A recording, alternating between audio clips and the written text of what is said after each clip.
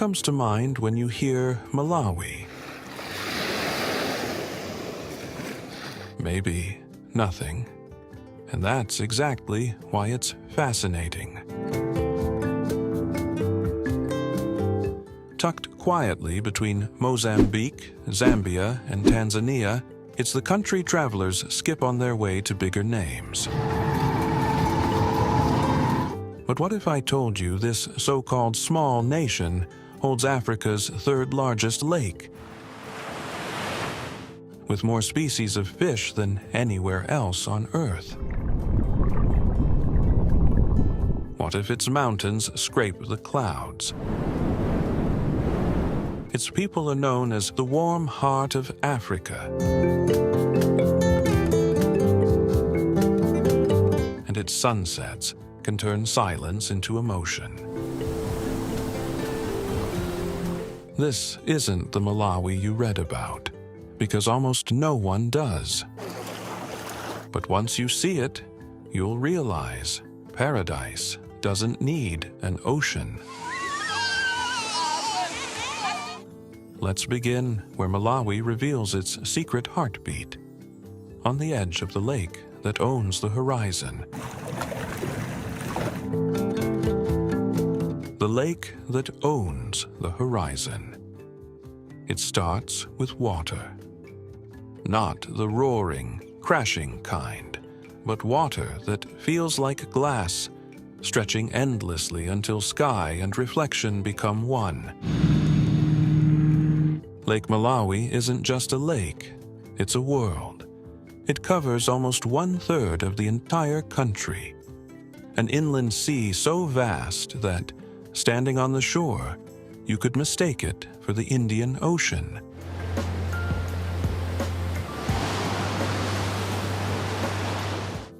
The waves lap gently, the air smells faintly of salt, and the line between dream and reality blurs just enough to make you question what you're seeing. It's here that Malawi gets its rhythm. Every dawn, hundreds of small fishing boats, carved from single tree trunks, slide into the water. Lanterns flicker on the horizon like stars fallen from the sky. That's how Lake Malawi earned its name, the Lake of Stars.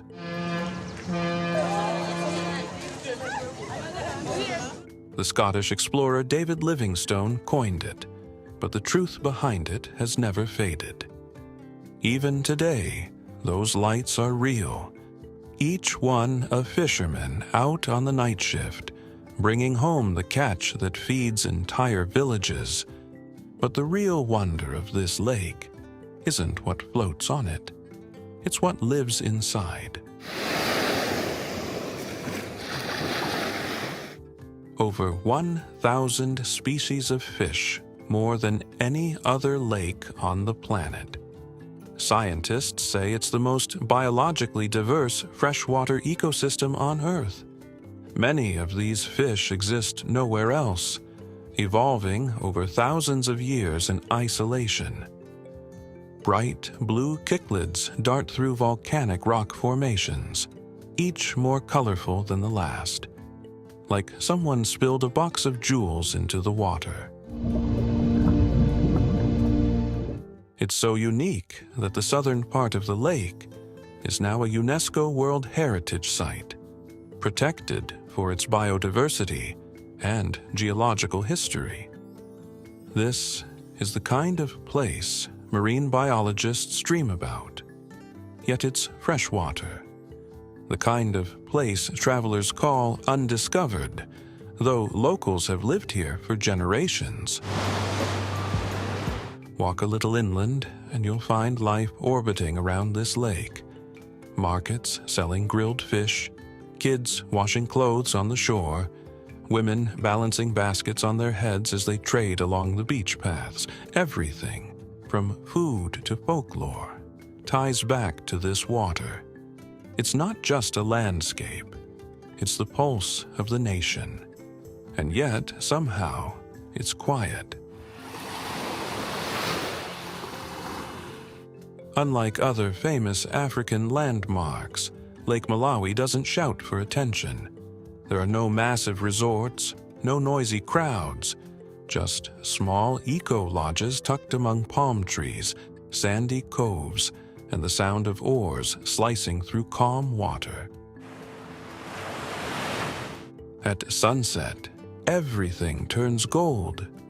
The lake reflects the sky like molten glass, and fishermen's lanterns light up again, one by one, repeating the same nightly ritual that's been going on for centuries.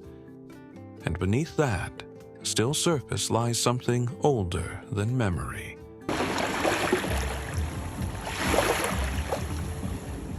The Great Rift Valley itself, the scar that carved this lake from the earth millions of years ago. It's not just beautiful, it's ancient. But if the lake is Malawi's soul, then the mountains are its spine, and they rise higher than you'd ever expect. The mountains that touch the sky. From the edge of the lake, the land begins to rise, first gently, then suddenly, as if the earth itself is stretching toward the clouds. This is where Malawi shifts from tranquil to towering. The first giant to appear is Mount Mulanje, a granite titan that dominates the southern skyline.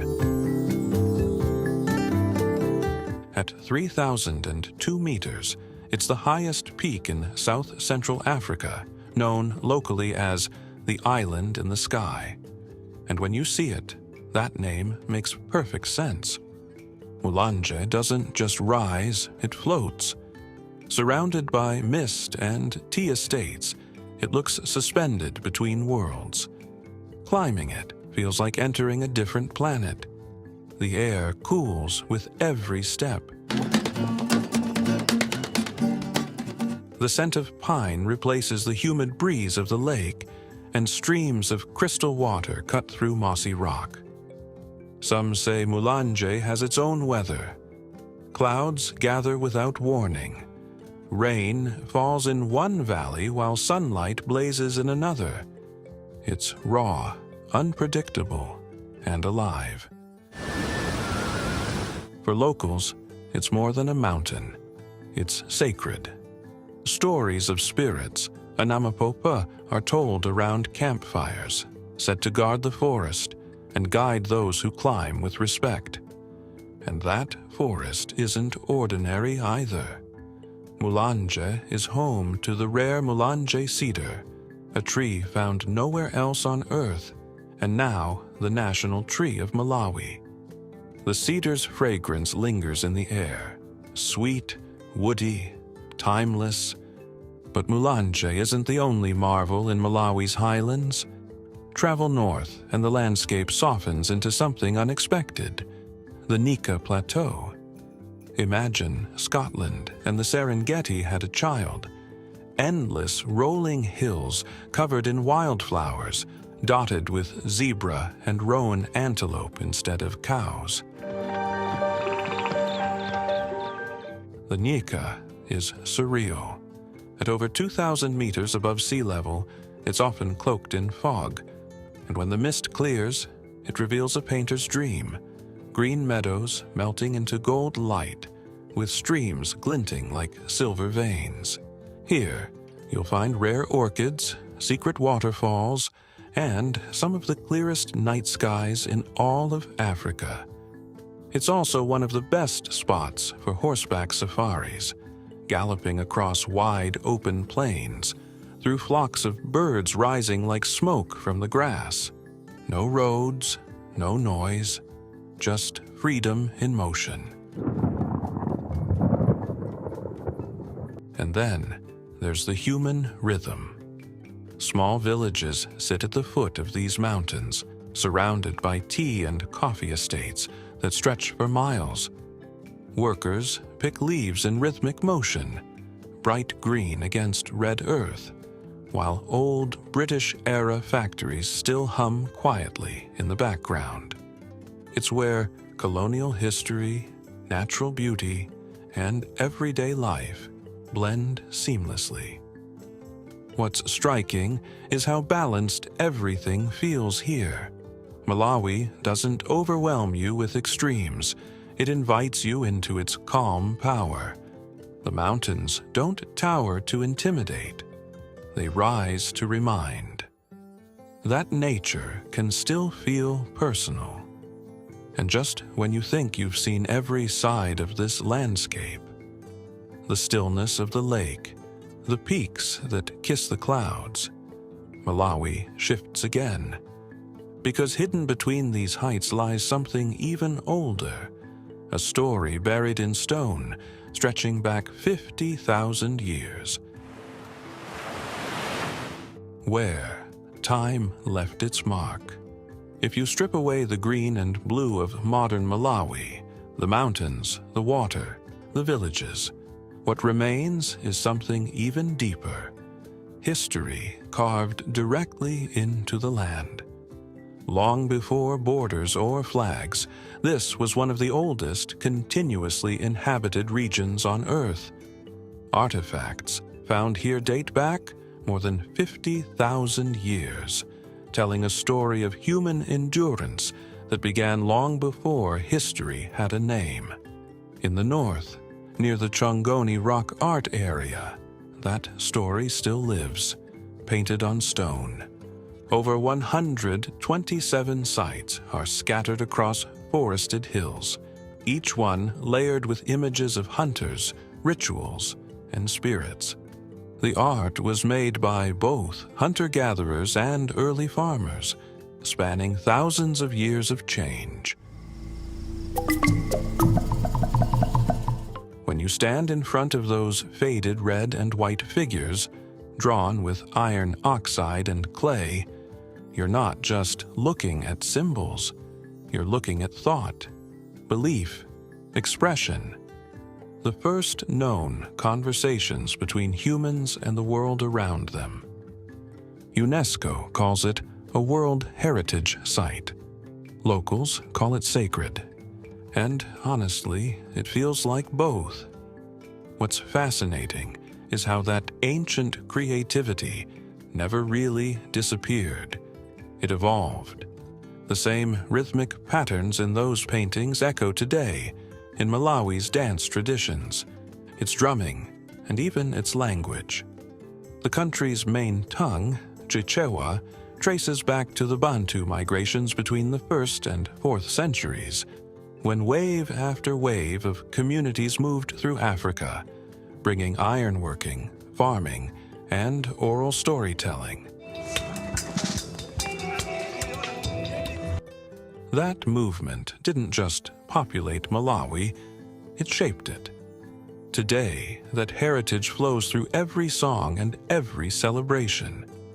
At a village ceremony, you might hear drums that mimic the heartbeats in rock paintings. See dances that retell creation myths passed down for centuries. Or meet craftsmen carving masks from wood, the same way their ancestors carved spirits into stone. Even in the cities, Lilongwe, Blantyre, Mzuzu, you can feel that blend of old and new. Street murals tell modern stories of struggle and pride, but their rhythm feels ancient. The colors, the symmetry, the raw emotion, it's all rooted in that same human urge to leave a mark. And then there's the people themselves, famously warm, famously kind. Malawi didn't earn the nickname the warm heart of Africa by accident. Travelers talk about the smiles, the greetings, the easy laughter of strangers. But it's deeper than hospitality. It's cultural DNA. That warmth is how this country survived centuries of shifting rulers, trade routes, and droughts. It's resilience, disguised as friendliness. History here isn't locked behind museum glass. It's lived in songs, crafts, and rituals that still matter. Malawi doesn't show its past in ruins. It shows it in rhythm. But while the past anchors this country, the present gives it pulse. And that pulse can be heard in a place that feels like pure electricity, a festival that lights up the lake itself. Rhythm on the water. When night falls on the shores of Lake Malawi, the world doesn't go quiet. It starts to hum. The same lake that spends its days shimmering under sunlight transforms into a stage. Music floats through the humid air. Drums echo off the waves. Lanterns shimmer across the water like floating fireflies. And at the heart of it all is something extraordinary: the Lake of Stars Festival. Every year, thousands of people gather on the beach for one of Africa's most unique cultural celebrations, part concert, part art showcase, part soul reset. Imagine a massive open-air dance floor on the sand, framed by palm trees and glowing water. Local artists share the stage with international musicians. Traditional dances mix with electronic beats. There's no velvet rope, no VIP, just a shared rhythm that makes you forget where the land ends and the music begins. The festival isn't just entertainment, it's identity. It was started to shine a global light on a country that rarely gets one. And it worked. For 3 days, the warm heart of Africa beats louder, faster, freer. And it's not just this festival.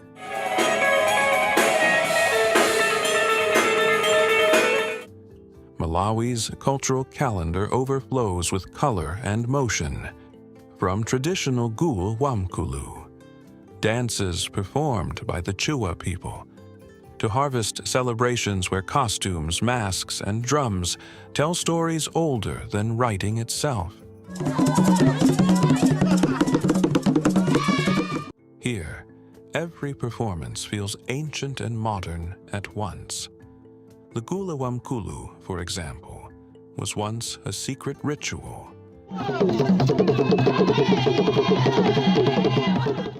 A symbolic dance representing the connection between the living and the ancestral spirits.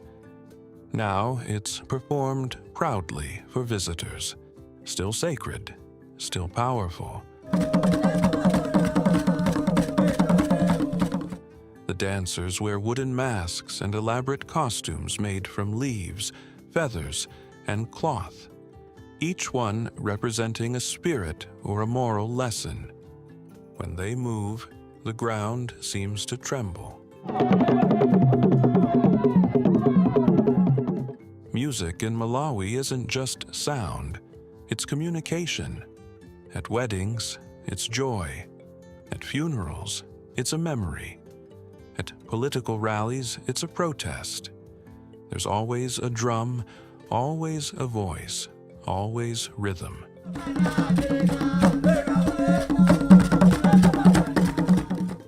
Even in small villages, someone's strumming a guitar made from an oil can and fishing line.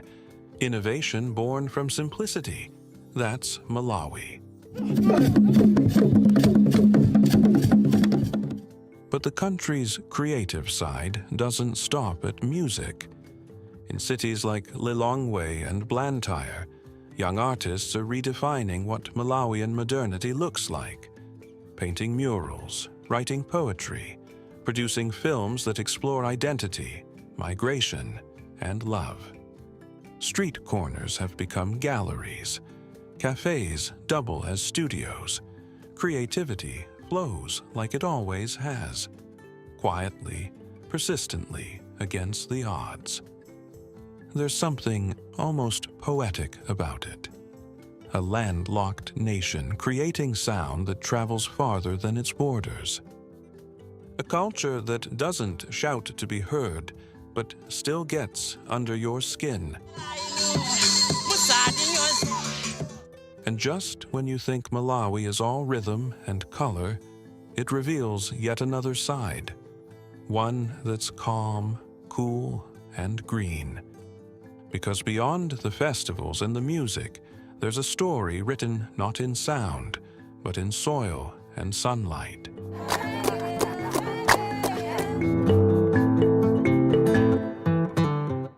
The land that feeds the heart. If you ever fly over Malawi, the first thing you notice isn't skyscrapers or highways, it's texture. A patchwork of green valleys, winding rivers, tea fields, and red earth roads connecting everything like veins.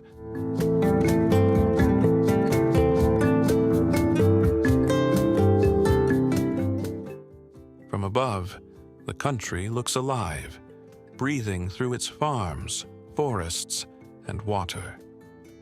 This is where Malawi's quiet strength lies, in the soil. It's a landlocked country, yes, but it's not land poor. In fact, it's one of the most fertile corners of southeastern Africa, blessed by the Great Rift Valley's mineral-rich ground and generous rainfall.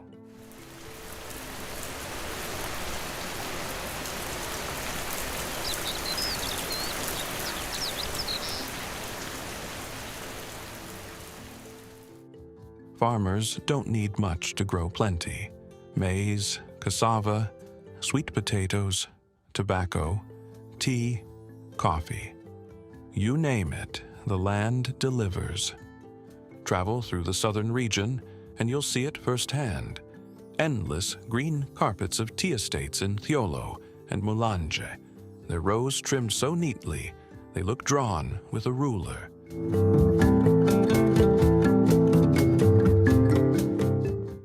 Women move through them like waves, baskets tied around their waists, plucking the youngest, softest leaves. These leaves will later become the rich black tea that fuels much of the country's exports, and the world's morning cups.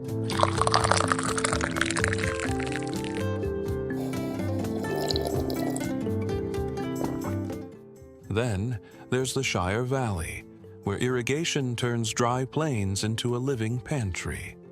Bananas, sugarcane, citrus fruits, everything grows where water flows. Agriculture employs nearly 80% of Malawi's population, but here's the twist. It's not just labor, it's legacy. Families pass down not just land, but wisdom, which crops to plant under which moon, when to let the soil rest, how to time harvests with the rhythm of the rains. Yet Malawi's agriculture isn't frozen in time. There's a new energy rising, one driven by innovation, sustainability, and necessity. Small cooperatives are using solar-powered irrigation, and local engineers are building affordable drones for crop monitoring. And farmers are experimenting with agroforestry, planting trees to protect and enrich the soil. It's not flashy, but it's smart. And it's reshaping the idea of what a developing economy can do with its roots firmly in the ground. And then there's Mount Mulanje's other gift, water. The mountain streams flow into rivers that feed hydroelectric dams, giving light to towns, powering small factories, and bringing electricity to villages that only recently joined the grid. It's nature's version of a circulatory system. What falls as mist in the mountains ends up as power in someone's home. But the heart of Malawi's landscape isn't just in its productivity. It's in its stillness. Drive through the Nachisi Forest Reserve or the Vifia Plateau, and you'll feel it. That quiet pulse of untouched nature. Monkeys leap between trees, mist hangs low, and the air smells of rain even on sunny days. This isn't wilderness for tourists, it's home. A balance between people and place that somehow still works.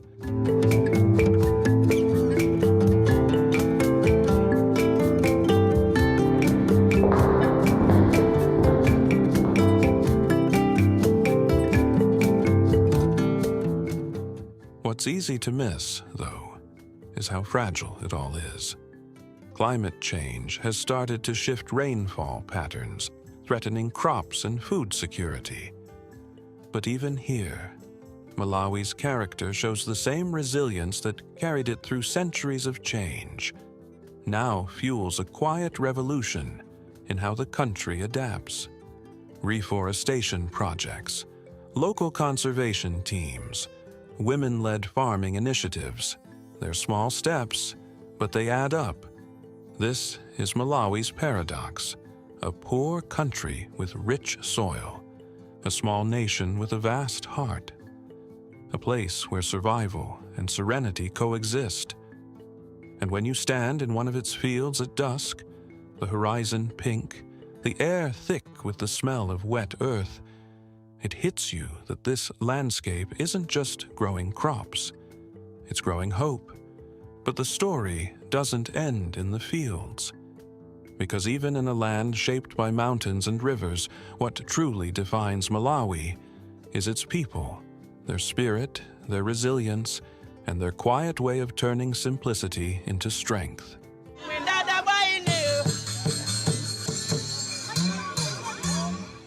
The people who give Malawi its soul. If the lake is Malawi's heartbeat and the mountains its spine, then its people are undeniably its soul. Because without them, all the beauty we've seen, the shimmering water, the rolling plateaus, the ancient rock art, would just be scenery. But Malawi isn't scenery. It's lived, felt, and shaped by the hands, voices, and stories of those who call it home. Step into a village, and the first thing you notice isn't the houses or the fields. It's the energy. Children dash barefoot across dirt roads, laughing like it's their superpower. Mothers carry bundles of maize or firewood on their heads, moving with a rhythm that seems effortless but precise. Fishermen drag nets from the lake with strong, steady pulls, their faces lined not by hardship alone, but by generations of knowledge passed down like sacred lore. Malawians are famously called the warm heart of Africa, and that isn't a tourist slogan. It's a truth you feel instantly.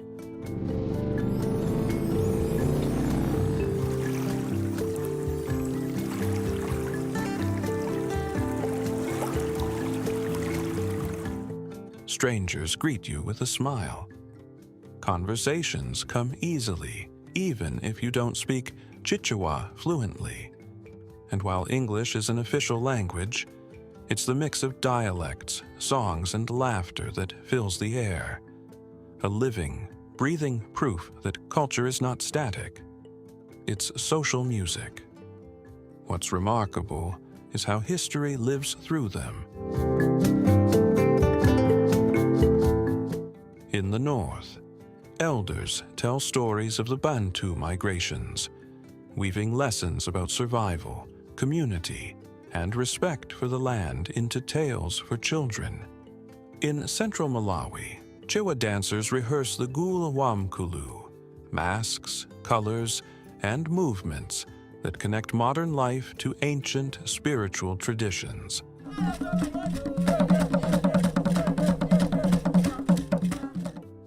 In the south, tea and coffee farmers still practice techniques passed down over generations, blending old methods with modern sustainability practices.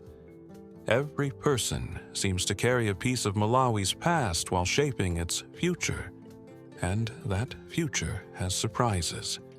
Young Malawians are starting small tech startups in Lilongwe, creating art studios in Blantyre, and even producing films that showcase Malawi beyond postcards. It's not a flashy revolution. It's quiet, persistent, and deeply rooted. The same resilience that has kept this country thriving, despite colonial pressures, economic hardships, and climate challenges, now fuels a new wave of creativity and innovation. But it's not all work. life here balances between survival, culture, and joy. Festivals, music, and dance aren't just entertainment. They're celebrations of identity and continuity. From the Lake of Stars festival on sandy beaches to local village ceremonies, Malawians move with a rhythm that binds generations. It's infectious. You can't help but smile, tap your feet, and feel part of it, even as a visitor. Perhaps that's why Malawi lingers in memory. It's not the landmarks or even the lakes or mountains alone. It's the connection, the understanding that you're witnessing a place that has resisted being reduced to a travel brochure, a place where nature, history, and humanity coexist seamlessly. As the sun sets on your final day here, the lake glows gold, the mountains silhouette against a deepening sky, and people return to their homes with songs drifting behind them.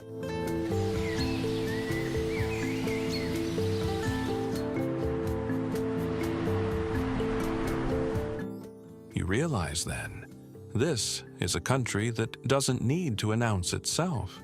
It whispers, it invites, and once you answer, it never truly leaves you. Malawi isn't just a hidden paradise. It's a living story, ancient, vibrant, and endlessly human.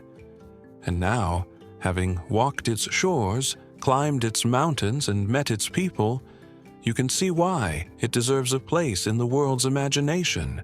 So what is Malawi, really? It's not just a country you visit. It's a country that stays with you, a land that keeps its heartbeat steady between two worlds, the one that hums with life today, and the one that stretches back tens of thousands of years. You come chasing the lake's glassy waters and the mountains that pierce clouds, but what you remember are the people. The fishermen on Lake Malawi pulling in nets as dawn blushes across the water. The Chua dancer, masked and draped in color, moving to rhythms older than memory. The Lilongwe artist who paints sunsets over tea fields and city streets in the same frame. Because in Malawi, tradition doesn't vanish. It stands beside innovation. Here, time doesn't move in straight lines. It loops, from ancient rock art carved into stone to modern festivals that light up the lake. From the whisper of wind through the Nyika Plateau to the laughter of children racing barefoot across red earth villages. And as you leave, you realize Malawi isn't just the lake or the mountains. The landscape was the invitation. The real journey is into life itself, intimate, vibrant, enduring. Because this is a country that refuses to be simplified. It's not the water, not the peaks, not the festivals, not the forests. It's the space between them, where nature meets humanity, where history meets possibility. That's Malawi. Not a destination, a revelation.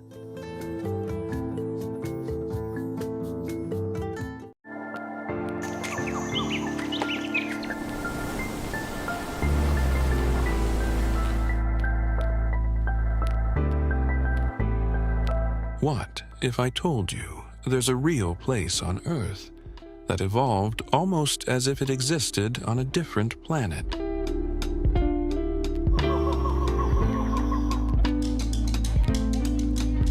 An island where nature broke the rules, rewrote evolution, and created life forms found nowhere else on Earth. A place scientists call one of the strangest biological experiments in history.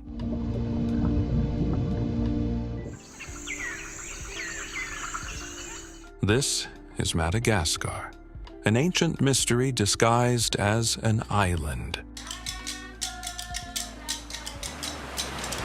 a world that drifted away long before humans ever existed.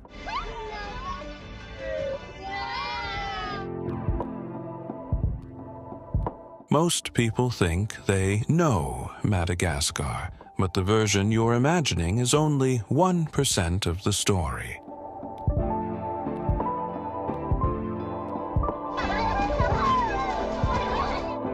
If you stay with me for the next few minutes, you'll discover how this island became Earth's most mysterious anomaly, and why what's happening there right now could rewrite everything we think we know about life on our planet. The island that drifted away from time. Picture a colossal chunk of land quietly drifting away from India, millions of years before humans even existed. No witnesses, no maps, just a silent voyage through the Indian Ocean. That's how Madagascar began its long, lonely story, floating 400 kilometers off Africa's east coast. While continents collided and reshaped the planet, Madagascar stayed apart, isolated, undisturbed. It became a natural laboratory where evolution wasn't rushed, it experimented. The result? Life forms so bizarre they could have stepped out of a dream. When biologists first arrived here, they couldn't believe what they found. Lemurs, tiny primates with golden eyes, leaping through ancient forests untouched for millennia.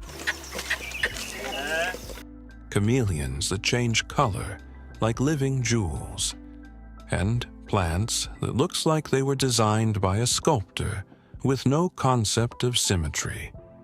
More than 90% of Madagascar's species exist nowhere else on Earth, not even in neighboring Africa.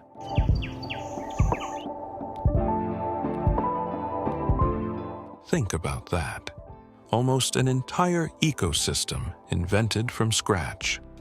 Scientists sometimes call it a mini-continent, but that feels too small for the imagination this island holds. And then there are the baobabs, those massive trees that look like someone flipped the world upside down. Locals say they were planted by the gods in anger, roots reaching for the sky. Some of them are over 800 years old, standing guard over the red earth like ancient sentinels. Walk among them and you feel it, that eerie sense that the world around you is older than time itself.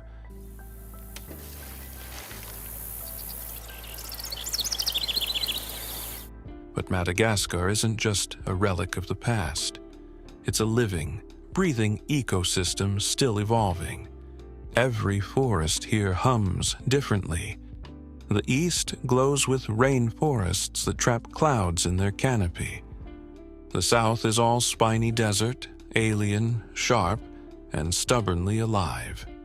And in between, savannas roll across the highlands, home to people who've learned to live within nature's unpredictable moods.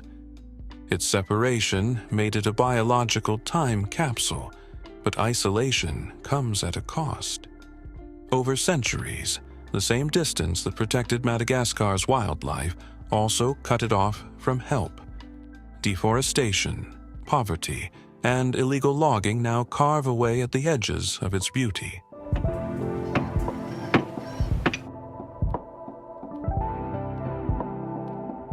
The irony? The island that survived alone for 88 million years might struggle most because of the world that finally found it. But still, there's something resilient here.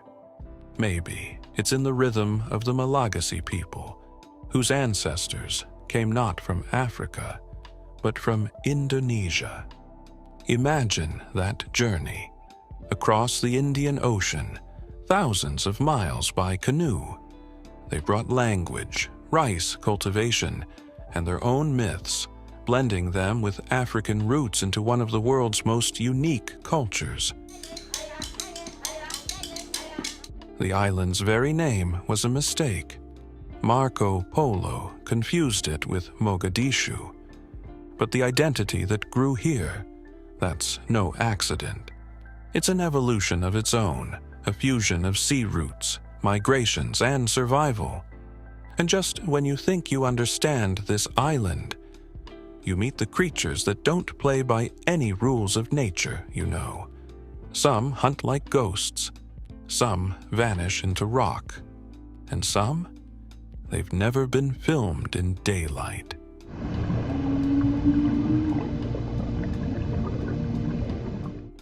The strangest cast nature ever created. Stepping into Madagascar's forests is like stepping into another planet's idea of Earth. Everything here moves differently, sounds different, and even feels different. The air is thick with humidity, and bird calls you can't place. Leaves shimmer in impossible greens. And then, something rustles above. Two golden eyes watch you, unblinking. That's a lemur, the island's unofficial mascot, and the symbol of everything that makes Madagascar so otherworldly. Lemurs aren't just cute tree huggers. They're survivors of an ancient lineage that broke off from other primates tens of millions of years ago. While monkeys and apes evolved elsewhere, lemurs took their own path, adapting to rainforests, deserts, and mountaintops. Some are as small as your hand. Others, like the Indri, sing morning duets that echo across the canopy like flutes. Their songs aren't just beautiful. They're territorial markers, emotional bonds, even lullabies for their young. And here's a fact most people don't know. Lemurs exist only in Madagascar. Not one species anywhere else on Earth. When you realize that, every encounter feels like watching the last pages of a living encyclopedia, still being written, but fading fast.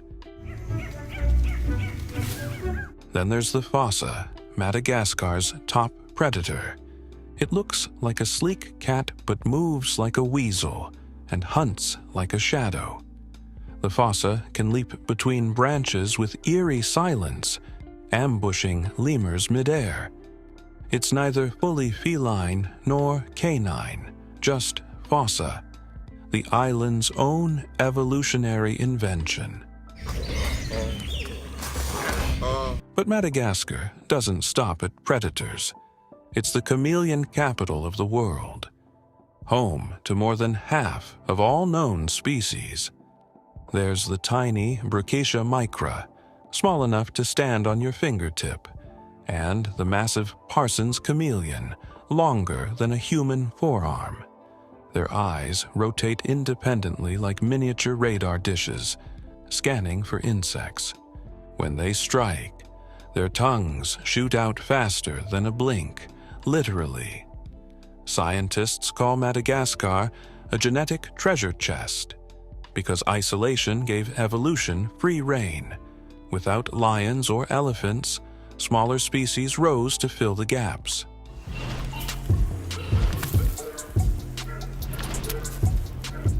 Nature went experimental, mixing features, trying odd combinations, seeing what worked. And somehow, it all did. But it's not just animals. The island's plants are just as strange. Baobabs with trunks thick as buses, spiny forests that look like coral reefs flipped upside down, orchids that bloom only once a decade, and only if a specific moth pollinates them. Darwin himself predicted the moth before it was even discovered, based on the flower's anatomy alone.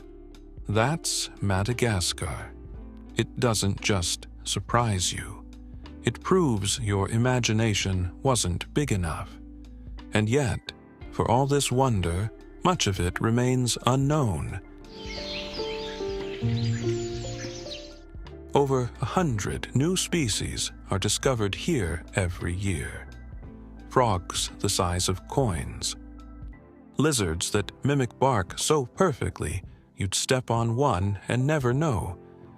Every expedition rewrites the island's biology textbooks. As night falls, glowing eyes appear among the trees and the air fills with soft clicks, songs, and whispers. Madagascar may be fragile, but it's still alive, still rewriting nature's script under the cover of darkness. And hidden within that darkness lies a landscape even stranger than its wildlife, where stone itself seems alive, and the earth rises like blades of glass. The stone forest and the bones beneath. At first glance, Madagascar looks lush, soft, and green, but then the landscape cracks open, and you find yourself staring at something that looks almost extraterrestrial. Imagine a forest made of knives. Thousands of limestone spires rising like frozen waves stretch as far as the horizon. Locals call it Tsingi, which in Malagasy means where one cannot walk barefoot. It's not poetic exaggeration. The rock is razor sharp. One slip and the earth itself will cut you open. This is the Tsingi de Bemaraha, one of the most surreal places on the planet.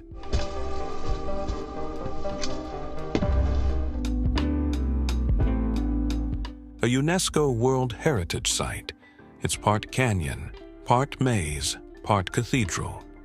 Sculpted over millions of years by rain and wind, the formations reach up to 70 meters tall, creating a labyrinth so complex that even sunlight struggles to find its way down. In some areas, bridges hang between stone towers, swaying over voids that seem to go on forever. But life, as always in Madagascar, found a way to thrive in the impossible. Inside this stone jungle live creatures that shouldn't logically exist here. Tiny lemurs leaping across spires, geckos that vanish into the rock, birds nesting in crevices no human foot has ever reached. It's nature's paradox, a place that looks dead but pulses with hidden life.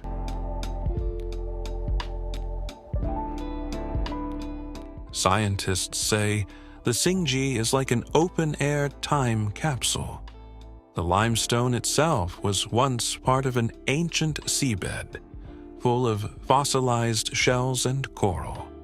When Madagascar drifted away from India, this ocean floor was lifted up and sculpted by time. Walk here, and you're literally stepping on the bones of an ancient sea, now turned to stone. But beyond its alien beauty, the Tsingi tells a story about resilience. The people who live near it, the Sakalava, have adapted to the landscape, just as remarkably as the wildlife. They use narrow paths known only to them, climbing cliffs with hands and feet hardened by generations. For them, the Tsingi isn't just geography, it's sacred. They believe spirits live in its shadows, guarding the passage between the living and the dead. Travelers still leave offerings of honey, rum, or cloth at the edges before venturing in, not out of fear, but respect.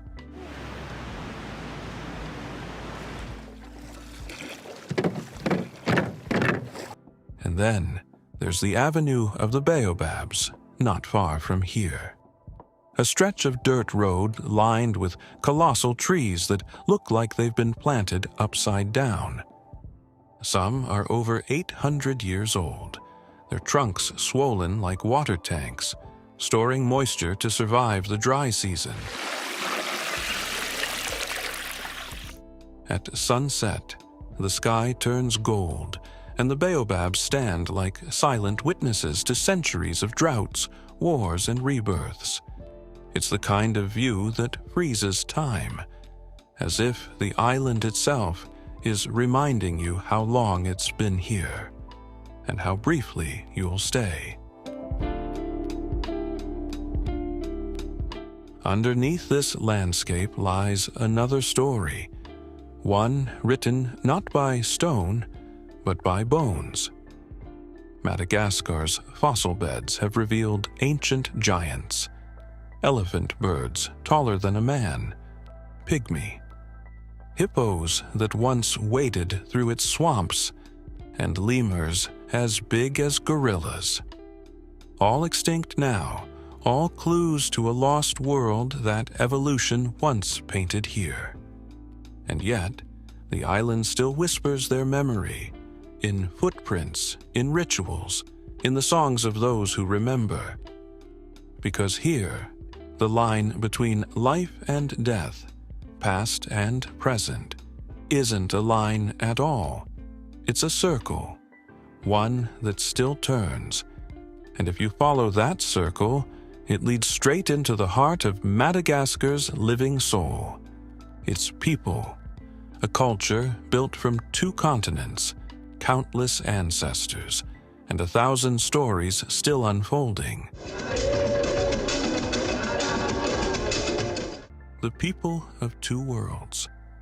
If Madagascar's landscapes feel like they belong to another planet, its people feel like they belong to 2. Because they do. The Malagasy trace their ancestry to both Southeast Asia and East Africa, an extraordinary human blend that still puzzles historians. Thousands of years ago, Austronesian voyagers sailed across the Indian Ocean in wooden canoes, guided only by stars and currents. They carried rice, bananas, and their language, the same linguistic roots spoken in Borneo and Sulawesi. When they landed on this island, they met African migrants from across the Mozambique Channel, and the fusion that followed created something utterly unique, the Malagasy identity. You can hear it in their language, a melodic tongue that sounds more like Polynesian than African. You can see it in their faces, fine features, coiled hair, almond eyes, echoes of 2 oceans meeting.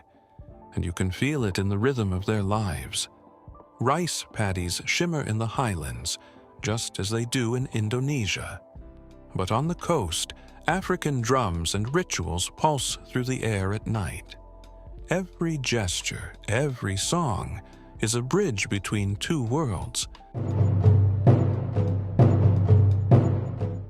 But identity here isn't just about ancestry, it's about continuity. The Malagasy live close to their ancestors, not metaphorically, but literally.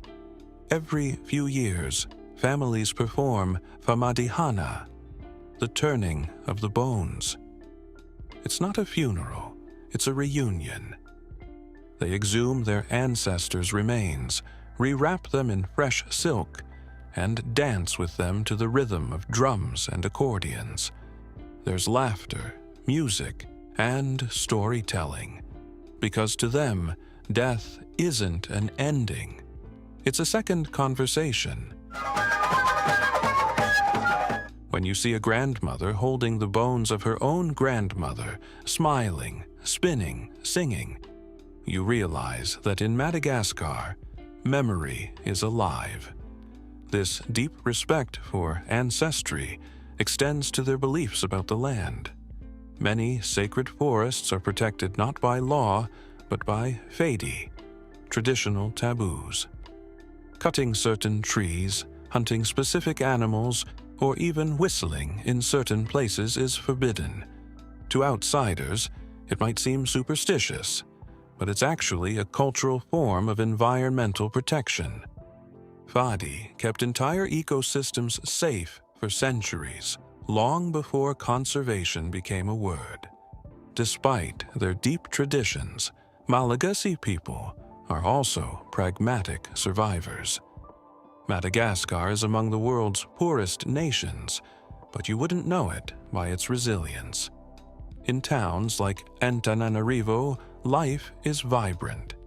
Streets hum with zebu carts, tuk-tuks, and markets bursting with color. Craftsmen weave silk, carve zebu horns, and turn recycled cans into model cars that look like toys, but carry pride. This blend of hardship and ingenuity defines the island's heartbeat. And even through poverty, there's a remarkable grace, a sense that community matters more than wealth. Children walk miles to school with laughter that echoes louder than their hunger. Families share what little they have, not because they can, but because they must.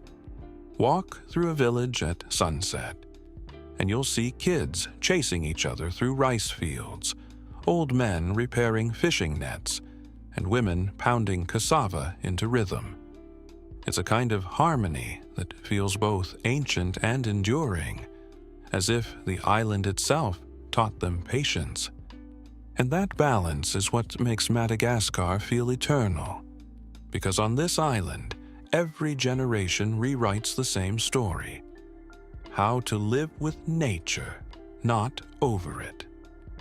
Some of that story still lies offshore, in its turquoise waters and coral kingdoms, where another world entirely waits, shimmering just beneath the surface.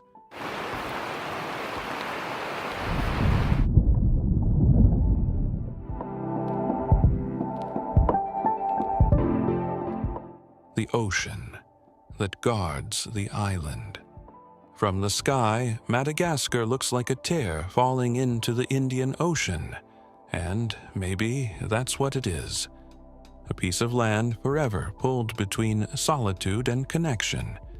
The ocean is both its shield and its challenge.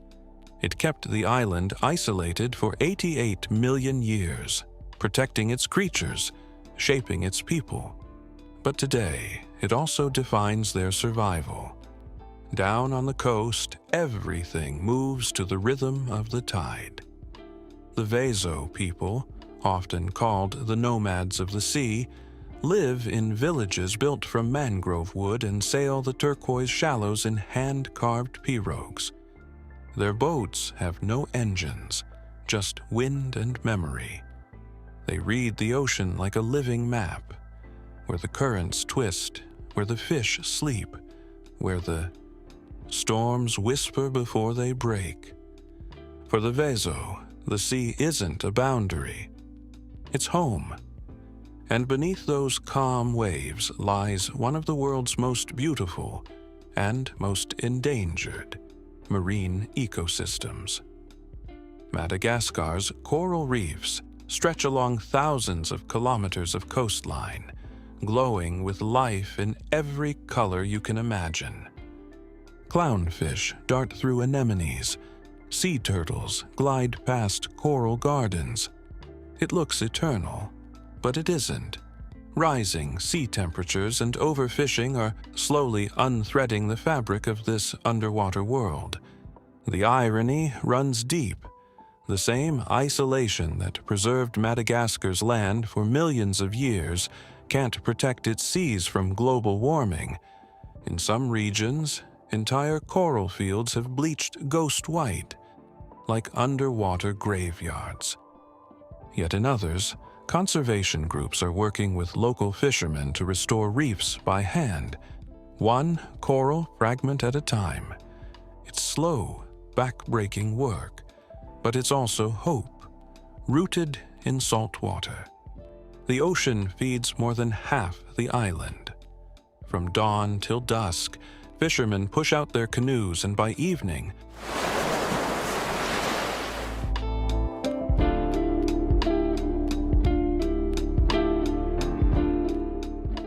markets fill with silver flashes of mackerel, lobster, and squid. There's no refrigeration, no middleman, just ocean, labor, and faith. Every fish caught is a day's wage, every storm a gamble. And yet, even in hardship, the sea gives rhythm to their lives. Along the east coast, the cyclones come each year like clockwork, reshaping shorelines and washing away roads. Yet somehow, the people rebuild again and again. The ocean tests them, but it also teaches them endurance. In Madagascar, survival is a dialogue with nature. You don't conquer it, you negotiate. Standing on the cliffs of the northern coast near Diego Suarez, the view is almost deceptive. Emerald bays, wind-sculpted rocks, and waters so clear they look painted.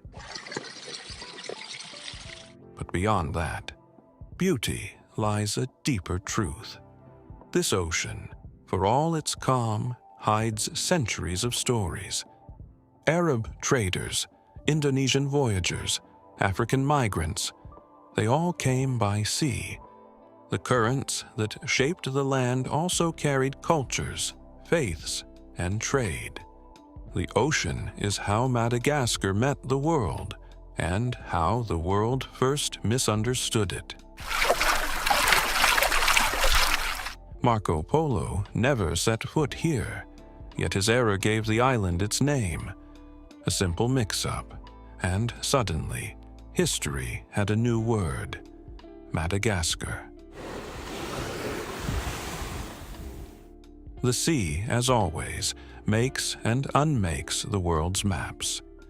Today, new travelers come the same way, chasing not spices or empire, but wonder. Divers explore shipwrecks turned to coral havens. Scientists track migrating whales through underwater canyons, and coastal children, barefoot and sunburned, chase crabs through the tide pools, as if learning the ocean's language by heart. But the real story of this sea isn't told in data or maps. It's in the way it holds the island, gently, dangerously, endlessly. And when the sun drops behind the horizon and the waves turn to silver, you start to understand.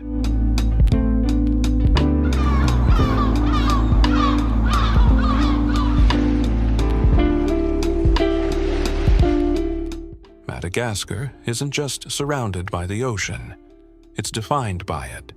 Still, beyond its reefs and coasts lies something even more mysterious, a future written by its own contradictions. Because this island, ancient and fragile, is standing at a crossroads, the choice between preservation and progress.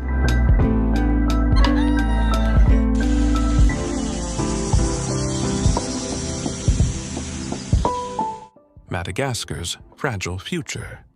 Madagascar has always lived on the edge of continents, of ecosystems, of time itself.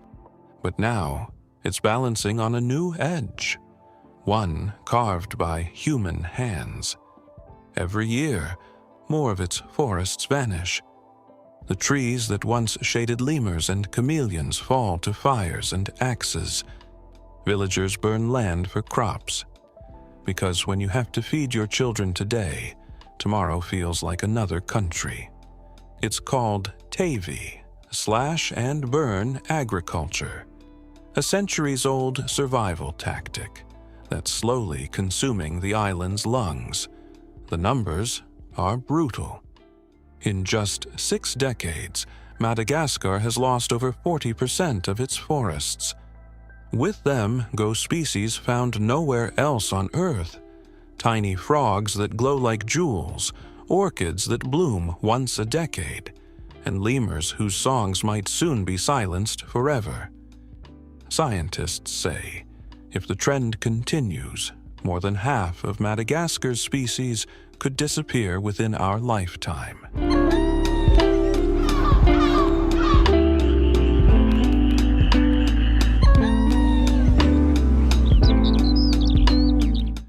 But the story isn't just about loss, because even here, hope roots deep, like the baobab. Across the island, communities are rewriting what survival means. In the northeast, villagers are planting mangroves, learning that a living coastline protects both fish and families. In Ranomafana, women's cooperatives are turning wild silk into fashion, proof that nature's gifts don't have to be destroyed to have value. And in the highlands, reforestation teams rise with the mist, carrying seedlings in baskets, planting one dream at a time. Each tree is a small rebellion against despair. The world is watching, but slowly.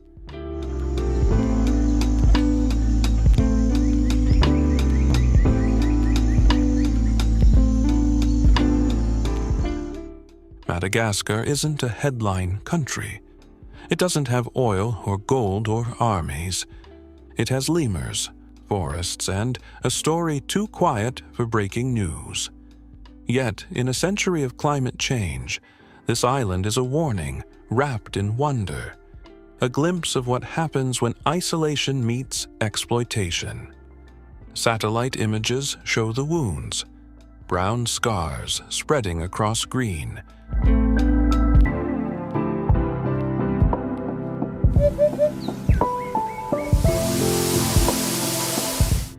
But on the ground, children still run barefoot through rice fields, laughing under skies that look impossibly blue. They grow up knowing lemurs not as cartoons, but as neighbors. And maybe that's where the island's future begins, not in policies or pledges, but in that bond between people and place, because for all its strangeness, Madagascar's story is our own.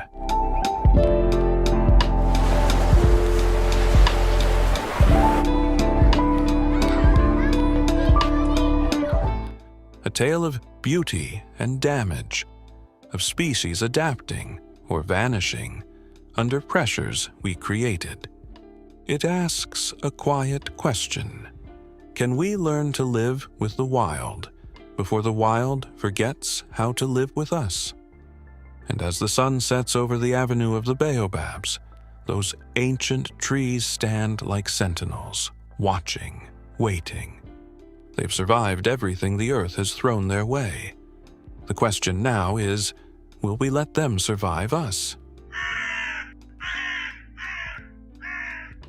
So, what is Madagascar, really? It's not just an island you visit. It's a place that stays with you, a land that keeps its heartbeat steady between two worlds, the one that survives untouched and the one that struggles to endure. You come chasing lemurs and baobabs, but what you remember are the people, the forests, the ocean, the Vezo fishermen balancing on a pirogue at sunrise, reading the waves like they were written in the stars.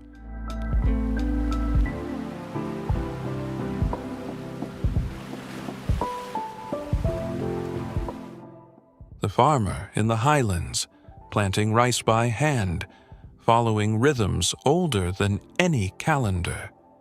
The elder in a Chingi village, pointing to jagged spires, telling stories of spirits and ancestors who walk between stone and sky. Here, time doesn't flow in straight lines. And as you leave, you realize Madagascar isn't just a nature documentary. The forests, the coast, the stone forests, they were only the entry point. The real journey is into survival, resilience, and wonder itself. Because this is an island that refuses to be simplified. It's not just baobabs, not just lemurs, not just coral or tsingy. It's the space between them, where the wild meets the human, where the ancient meets the urgent, where life persists, fragile but defiant. That's Madagascar. Not a destination, a revelation.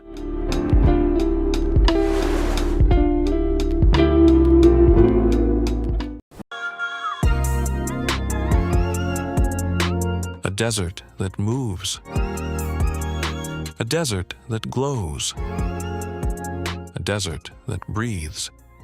Namibia is not empty, far from it. Across its dunes, where wind paints patterns older than time, life thrives in silence. Not loudly, not obviously, but cleverly, resiliently. Every grain of sand, every shift in shadow tells a story of survival. This isn't just a landscape. It's a living system. Adaptation carved into every species. Beauty, not in abundance, but in precision. From fog-harvesting beetles to thousand-year-old trees, from scorched red plains to coastlines swallowed by mist, Namibia is a contradiction and a masterpiece. And if you stay with me, you'll see how this place, against every odd, manages to pulse with life. The Skeleton Coast, beauty and brutality. Start at the edge, the very edge of Africa, where the Atlantic collides with the world's oldest desert. The Skeleton Coast is not just a poetic name, it's literal. Shipwrecks rust along the sand, their twisted hulls stranded by unforgiving currents. Whale bones once littered these beaches, reminders of when whaling ships met their end here. It's a place where survival feels like a gamble. Yet in that harshness, beauty thrives. Morning fog rolls in from the Benguela Current, a cold ocean stream that chills the hot desert air. This fog is no small detail. It's the lifeblood of Namibia's coastal ecosystem. Plants tilt their leaves just so, funneling droplets into their roots. Beetles perform headstands, collecting dew on their backs and channeling it straight into their mouths. If that isn't ingenuity, I don't know what is. Here, every drop counts, and nature has become a master engineer. Drive inland a little, and you'll see something surreal. Brown hyenas, rare, shaggy, ghost-like hunters, skulk among the dunes. Lions, too, prowl the beaches. Desert lions. You heard that right. They've adapted to hunt seals in a landscape that looks more like Mars than Earth. That paradox, predators on sand hunting marine life, only happens here. It's one of Namibia's many contradictions that keep you off balance and utterly hooked. And then, the human element. The Himba people, semi-nomadic herders, survive in one of the driest regions on the planet. Their ochre-red skin, coated with a paste of butterfat and ochre stone, is not just striking, it's protective. It shields them against the sun and insects. When you stand with them, you see resilience etched into daily life. Herds of goats find water holes you wouldn't even notice. Every choice, from clothing to diet, is a dialogue with the desert. The Skeleton Coast also tells another story, a colonial one. German outposts once tried to tame this landscape.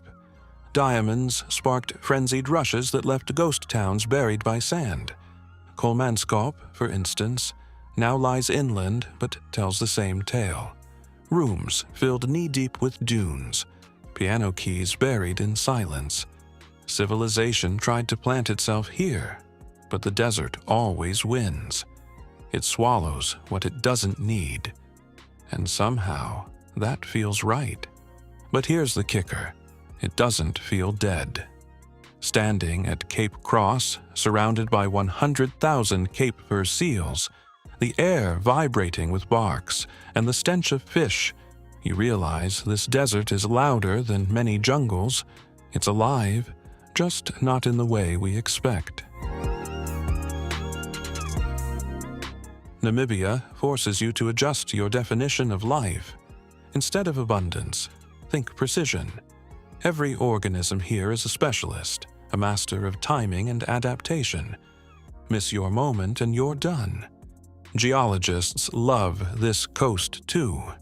Beneath the sands lie some of the oldest rocks on Earth, whispering tales of supercontinents long gone.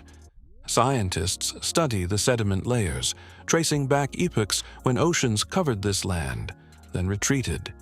What you see on the surface, bones, wrecks, dunes, is just the latest chapter of an ancient story still being written.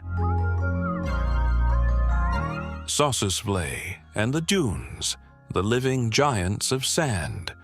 Shift your gaze from the coastline inland, and the landscape begins to rise, not in mountains of rock, but in mountains of sand. Towering dunes, some nearly 400 meters high, sculpted by winds that have been working at their canvas for millions of years. This is Sossusvlei, perhaps the most famous image of Namibia, where sand doesn't just lie still, it breathes, it moves, it shapes light itself. The color hits you first. These dunes glow in hues that change by the hour. Fiery orange at dawn, a rich ochre by midday, and a deep, shadowy rust as the sun sinks. The sand is ancient, 5 million years old, blown in from the Kalahari and shaped by relentless winds. It isn't just pretty scenery. It's a geological clock, a monument to time itself. Now, picture yourself at Dune 45. It's one of the most climbed dunes in the Namib. As you trudge upward, each step sinks, sliding back half the distance you gained. By the time you reach the ridge, your legs ache, your lungs burn. But then, the view. A sea of rolling sand waves in every direction, like the world's largest abstract painting. And just for a moment, you forget the effort, because standing on top of a 170-meter dune at sunrise feels like standing on another planet. But here's the twist. It's not barren. The desert here is alive, only on its own terms. Springbok leap across the valleys of sand, feeding on tufts of dry grass that somehow grow where rain is a rumor. Oryx, with their long spear-like horns and white-striped faces, wander with an elegance that feels almost royal. Their secret? They can raise their body temperature safely above what most animals can endure, conserving water like living machines. In a place where others perish, they thrive. That's Namibia's rule. Adapt or vanish. And then there's Dead Vlae, one of the most surreal places on Earth. Imagine a white clay pan, cracked and hard as bone, surrounded by towering red dunes. In the middle, blackened camel-thorn trees stand frozen in time, their skeletal branches reaching up as if clawing at the sky. These trees died centuries ago, when the river that fed them shifted course. But the desert preserved their remains. They haven't rotted because it's simply too dry. They are ghosts, caught mid-gesture, in a landscape that feels more like a dream than reality. Tourists flock here for photos, but if you stand still long enough, the silence will overwhelm you. No birdsong, no rustle of leaves, just your breath and the whisper of wind over sand. It's eerie, it's humbling, and it forces you to confront just how fragile and how resilient life can be at once. But don't think of these dunes as static monuments. They move. Slowly, almost imperceptibly, dunes migrate under the constant push of wind. They bury trees. They uncover new pans. They reshape the land in cycles older than human memory. Scientists study their patterns like living organisms, because in a way, that's what they are. Breathing, shifting giants of sand. For the local San people, the desert is more than a spectacle. It's a living archive of survival skills honed over tens of thousands of years. They read the sand like a book, tracking animals, finding water hidden beneath dry riverbeds, knowing which plants carry moisture or medicine. Where most would see only emptiness, they see an encyclopedia of survival. That kind of knowledge, passed down in whispers and stories, is as precious as gold. And yet, in the midst of this ancient desert, modern conservation has taken root. The Namib-Naukluft National Park protects this fragile ecosystem, balancing tourism with preservation. The irony isn't lost here. People travel across the world to see a desert, something they think of as nothingness. But Namibia teaches you that nothing is the wrong word entirely. This land is full of everything if you learn to look with the right eyes. Think about it. Where else do you find a place where silence feels deafening? Where sand burns at 60 degrees Celsius by day but glows cool silver by night? Where the stars above are so sharp, so unpolluted by light, that the Milky Way looks like spilled milk across the sky? Spend one night here, and you'll never see the night sky the same again. Standing at the crest of a dune as the sun drops, shadows stretching like fingers across the sand, you understand why Namibia is called the desert that breathes life. It doesn't shout, it whispers. And if you listen closely, you realize this is not emptiness at all. It's fullness, measured in silence, in survival, in beauty carved out of impossibility. Etosha, the desert's kingdom of life. Just when you think Namibia is all about sand and silence, the ground shifts, literally. The dunes flatten out, the horizon stretches wider, and in the north of the country, something unexpected appears. Water. Or, more precisely, the memory of water. This is Etosha, one of Africa's greatest wildlife sanctuaries, and it looks nothing like the lush grasslands you might picture when you think safari. Instead, it's a giant salt pan so vast it can be seen from space. Blinding white, shimmering under the sun like a mirage. But here, in this stark setting, life flourishes in jaw-dropping numbers. At first glance, it's almost a paradox. How can a barren salt pan sustain some of the largest animal gatherings on the planet? The answer lies in timing and adaptation. Seasonal rains transform patches of the pan into shallow, glittering lakes. Flamingos descend in tens of thousands, painting the horizon pink. Pelicans follow, wings wide against the endless white. Then, as the waters retreat, what remains are natural springs and waterholes scattered across the edges of the pan. These become lifelines, and every creature in Etosha knows it. Etosha isn't just about numbers, it's about characters. Take the black rhinoceros, one of the rarest animals left on Earth. Here, under the careful protection of Namibia's conservation programs, their populations are holding steady against the odds. At night, these powerful creatures emerge from the scrub, their movements surprisingly quiet for such bulk, their horns sharp as history itself. To see one in the wild is to witness resilience, embodied. Or think of the predators, the lions that patrol the plains, their manes dusted with pale Etosha clay, giving them a ghostly appearance. These are not the grassland kings of the Serengeti. They are desert lions, hardened, leaner, more patient.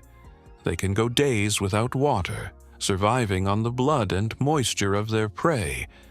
And when they hunt under the full moon, their silhouettes move silently across the salt pan like phantoms.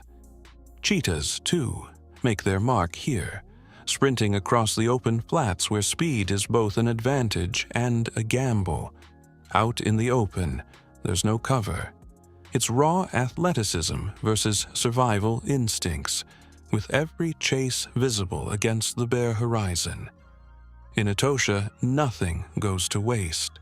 Every victory for one is a lifeline for another. But it's not just the big animals that define this ecosystem. Look down, and you'll notice colonies of sociable weaver birds, tiny architects of the desert. Their nests are massive, sprawling structures that can weigh more than a car, housing hundreds of birds at once.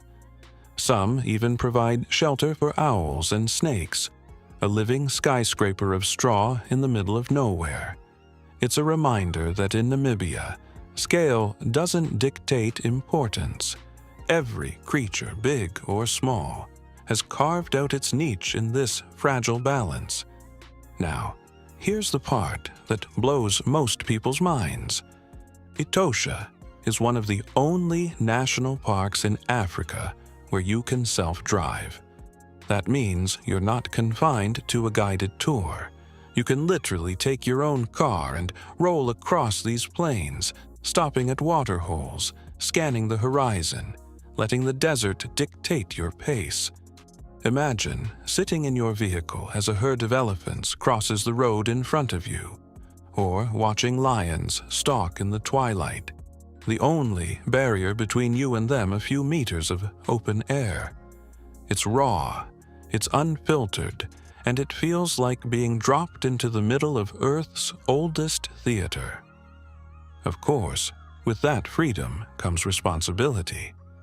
Namibia has become a global model for conservation, pioneering community-based programs where local villages directly benefit from protecting wildlife. Poaching hasn't vanished, but the tide has shifted. People now see living elephants and rhinos as more valuable than their ivory or horns. That's not just a win for Namibia, it's a blueprint for the world. And while Etosha dazzles with spectacle, it also teaches patience. Sit long enough at one waterhole, and you start to notice rhythms. The same elephant herd returns at the same hour each day. The jackals circle when the sun dips low. The owls appear only when the first stars prick through the darkening sky. It's a choreography, rehearsed over centuries, performed every single day without an audience, except those who make the journey here. So, if the dunes of Sossusvlei show you the raw, sculpted beauty of the desert, Etosha shows you its heart, the pulse of life that refuses to quit, even in the harshest places. In Namibia, survival isn't quiet resignation. It's a performance. And every time the curtain rises on Etosha's endless plains, you realize you're not watching a documentary. You're sitting front row at the greatest show on Earth. Damaraland, where stone holds memory. If Etosha is Namibia's heartbeat, then Damaraland is its memory, etched not in books but in stone, silence, and ritual. This is a region where landscapes feel older than time itself. Towering granite outcrops, dry riverbeds that look abandoned yet flood without warning, and valleys painted in shades of ochre and rust. It is harsh, unforgiving terrain. And yet, people and life have learned to endure here in ways that defy logic. Start with the rocks themselves. Damaraland is home to Twyfelfontein, a UNESCO World Heritage Site, where ancient hunter-gatherers carved more than 2,500 petroglyphs into stone. Giraffes, rhinos, lions, animals that once roamed this very land, etched with surprising precision.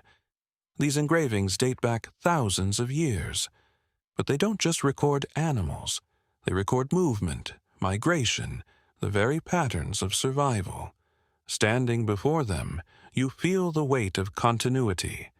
The people who carved these figures faced the same deserts, the same relentless sun, and yet found time to leave messages that still speak today. Now, shift from stone to flesh. This is also the land of the Himba people, semi-nomadic pastoralists, who've become icons of Namibia's cultural heritage. You might have seen photographs of Himba women, their skin and hair coated in a reddish paste made from butterfat and ochre. But what often gets lost in tourist snapshots is the why. That ochre mixture is not just aesthetic. It protects against the sun, wards off insects, and marks identity. It is both shield and signature. When you speak to the Himba, you realize that survival here is not only about adapting to the environment, but about weaving meaning into every adaptation. Daily life is dictated by cattle. Herds provide milk, status, and continuity. Villages are arranged with the kraal, the cattle enclosure, at the center, symbolizing how deeply livestock defines their world. Children grow up learning which plants can sustain goats in a drought, which paths lead to hidden waterholes. Knowledge is not written. It is lived, spoken, remembered. And in a land where forgetting could mean death, memory itself becomes a form of wealth. But let's not romanticize survival. It's brutally hard. In Kauko land, further north, droughts can last for years. Families trek miles for water, carrying heavy buckets from wells dug into dry riverbeds. Livestock perish, and with them, security. And yet, communities persist. There's resilience here that feels almost superhuman. And yet it's simply human at its most stripped down. Persistence, adaptation, communal reliance. Here's the paradox. Damaraland feels empty, but it's full of stories. Every rock shelter, every trail, every village carries a narrative of resilience. Even the landscape itself speaks. The Brandberg Mountain, Namibia's highest peak, is sacred to the San people. Within its caves lies the famous White Lady Rock painting, an enigmatic figure surrounded by hunters and dancers. Archaeologists debate its meaning, but what matters is that for millennia, this mountain has been a spiritual compass, a place where people came to connect Earth with the divine. When you drive through Damaraland, it's easy to underestimate it. Distances are vast, villages sparse, and the silence can feel heavy. But stay longer, and you notice details. The way the late afternoon sun turns granite cliffs into fire. The way a Himba elder describes herding routes from memory alone. The way elephant tracks appear like signatures across dry river sand. The desert isn't dead. It's deliberate. It gives nothing freely, but it rewards those who pay attention. For Namibia, Damaraland is not just cultural heritage. It's a survival manual. The petroglyphs remind us of how long humans have been here. The Himba remind us of what it takes to stay. The wildlife reminds us that adaptation is universal, not just human. And together they form a mosaic of endurance that feels almost timeless. So, if Etosha shows the abundance of life, Damaraland shows its endurance. Here, life is not about thriving. It's about persisting, generation after generation. And maybe that's why standing in Damaraland feels different. You don't just observe history. You witness the raw mechanics of survival. It's a place that doesn't flatter you with abundance. It tests you with scarcity. And in that test, you realize the desert doesn't just breathe life. It demands it. Skeleton Coast, where the ocean eats the desert. If there is one place in Namibia that defies reason, it's the Skeleton Coast. Imagine standing on a beach where the Atlantic hurls itself against endless dunes, where waves crash not against cliffs or palm-fringed bays, but against raw desert. It's one of the strangest, most hostile coastlines on Earth, a place so lethal that early sailors nicknamed it the land God made in anger. And yet, it's mesmerizing. The contrast alone feels surreal, an ocean overflowing with life colliding head-on, with a desert defined by absence. No gradual transition, no soft borders, just water meeting sand with nothing in between. But here's the catch. This coastline is far from empty. It's a paradox, lethal and life-giving at the same time. Let's start with its infamous reputation. For centuries, this shore was feared by sailors. The Benguela current pushes ships off course, fog blinds navigation, and treacherous surf makes landing impossible. Many vessels never escaped. Even today, rusting shipwrecks dot the beaches, their skeletal frames half buried in sand. Some lean like crooked monuments, others look freshly shattered, even though they've been there for decades. They're eerie reminders of human fragility against natural forces. It's not hard to see why the coast earned its name. But shift perspective, and the same forces that doomed ships actually sustain one of the richest marine ecosystems on the planet. That Benguela current, cold and relentless, brings nutrient-rich waters up from the deep Atlantic.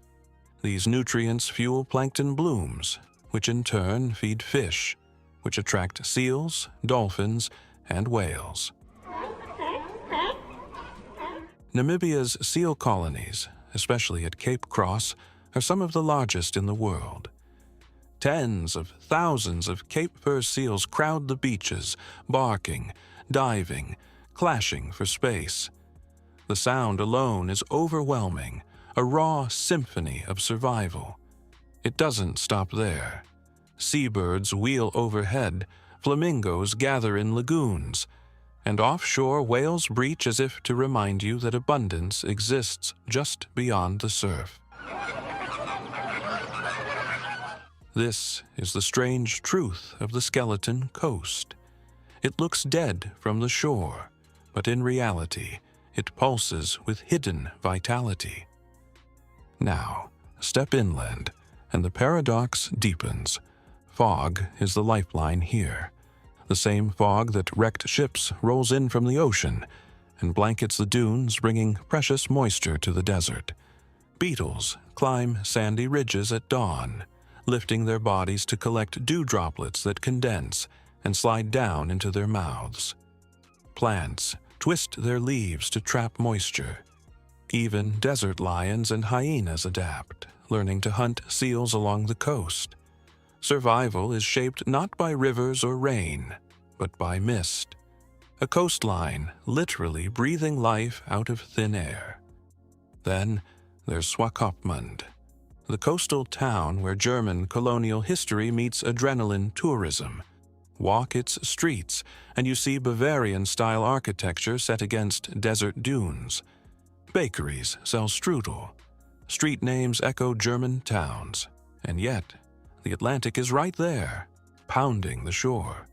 Today, Swakopmund thrives as a launchpad for desert adventures, sandboarding, quad biking, or flying over the dunes where they spill directly into the sea. It's strange, almost theatrical. A European facade dropped into a Namibian desert town.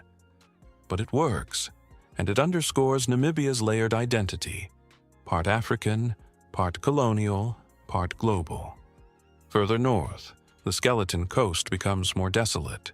Roads disappear, settlements vanish, and the desert swallows everything. This is not a place of convenience. It's a place of confrontation. You feel small here. The horizon stretches unbroken. The air smells of salt and rust. and the silence presses against you. It's one of the last true wildernesses on Earth, so inaccessible that much of it remains untouched. But what does the Skeleton Coast mean beyond spectacle? It's a reminder of balance, how fragility and abundance can exist side by side. To sailors, it was a graveyard. To seals, it's a sanctuary. To Namibians, it's both history and identity. It forces you to consider survival from multiple angles: human, animal, and ecological. Driving along this coast feels like stepping into another world. On one side, dunes rise like golden mountains. On the other hand, the Atlantic heaves endlessly. In between, wrecks decay, seals bark, and fog drifts like breath across the sand. It's haunting, it's humbling, and it challenges every assumption you might have about what a desert or a coastline should look like. And that's the truth of Namibia. It thrives on paradox. The Skeleton Coast is not just a boundary between land and sea. It's a collision point where destruction and creation coexist, where every wreck tells a story of loss, and every colony of seals tells a story of abundance, where mist itself becomes water, and survival becomes art. In a way, this coast sums up Namibia itself: unforgiving, unforgettable, and alive in ways you don't expect. The future of Namibia: conservation, energy, and identity. Namibia is often described as ancient, but to stop there would be a mistake. This is not a country frozen in amber, it's a nation negotiating the future in real time. And the choices made here matter far beyond its borders. Start with conservation. Namibia is one of the pioneers of community-based wildlife management. After gaining independence in 1990, it made a bold decision: give local communities control over wildlife in their areas. The result? Conservancies. Imagine rural villages deciding how to balance cattle grazing with elephant migrations, or how to share revenue from safari tourism. It flipped the old colonial model on its head. Instead of outsiders dictating conservation, locals became custodians. The payoff has been enormous. Black rhino populations recovering, elephant ranges expanding, cheetahs finding refuge. In a world where wildlife is shrinking, Namibia shows that coexistence is possible when people are empowered. Now, shift to energy. Namibia has one of the highest solar radiation levels on Earth. Entire regions bathe in sunlight almost every day of the year. That makes it a prime candidate for solar power, and now for green hydrogen. In fact, Namibia is positioning itself to become Africa's hub for renewable hydrogen, a fuel that could decarbonize industries worldwide. Picture the irony. The same desert that looks empty could power parts of the global economy. Sand, sun, and science converging into a resource more valuable than oil. That's Namibia's future flex. But development is never simple. The balance between resource use and environmental protection is delicate. Mining for uranium, diamonds, and rare earths provides vital revenue, but also raises questions about sustainability. Can Namibia build a future that benefits its people without compromising the very landscapes that define it? That's the test, and it's not a hypothetical one. It's unfolding now. Then there's identity. Namibia carries multiple histories: indigenous traditions, German colonial scars, South African occupation, and now 3 decades of independence. You see this mosaic in its languages: Oshiwambo, Herero, Nama, German, Afrikaans, and English, all spoken here. In its food, game meat grilled alongside European pastries. In its music, traditional rhythms layered with Afrobeat and hip-hop. Namibia doesn't flatten these influences. It weaves them together. The result is a culture that's uniquely its own, resilient, adaptive, forward-looking. And perhaps that's the point.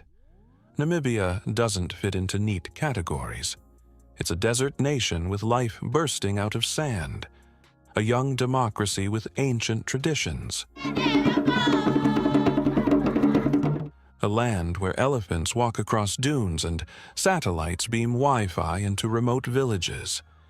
Its future lies in navigating paradox, growth without losing authenticity, modernization without sacrificing ecology. The world will keep looking to Namibia for diamonds, uranium, and now hydrogen. But if you really want to understand its future, look not at what it exports, but what it protects. Look at the conservancies, at the wildlife corridors, at the decision to let mist-fed beetles and desert lions survive in harmony with human ambition. That's where Namibia's true wealth lies, in proving that life doesn't just adapt to extremes, it thrives because of them. So what do you call a place where deserts bloom, oceans feed, and ancient cultures walk side by side with modern ambition? You call it Namibia, the desert that breathes life. It's a land of contradictions that somehow make sense, where fog gives water, sand fuels energy, and silence holds entire histories. You don't come here to tick off sites. You come to be unsettled, humbled, reshaped. Because Namibia doesn't just show you landscapes. It shows you balance. And once you've stood on its dunes, listening to the Atlantic roar against golden sand, you realize some places don't just survive. They redefine what survival means.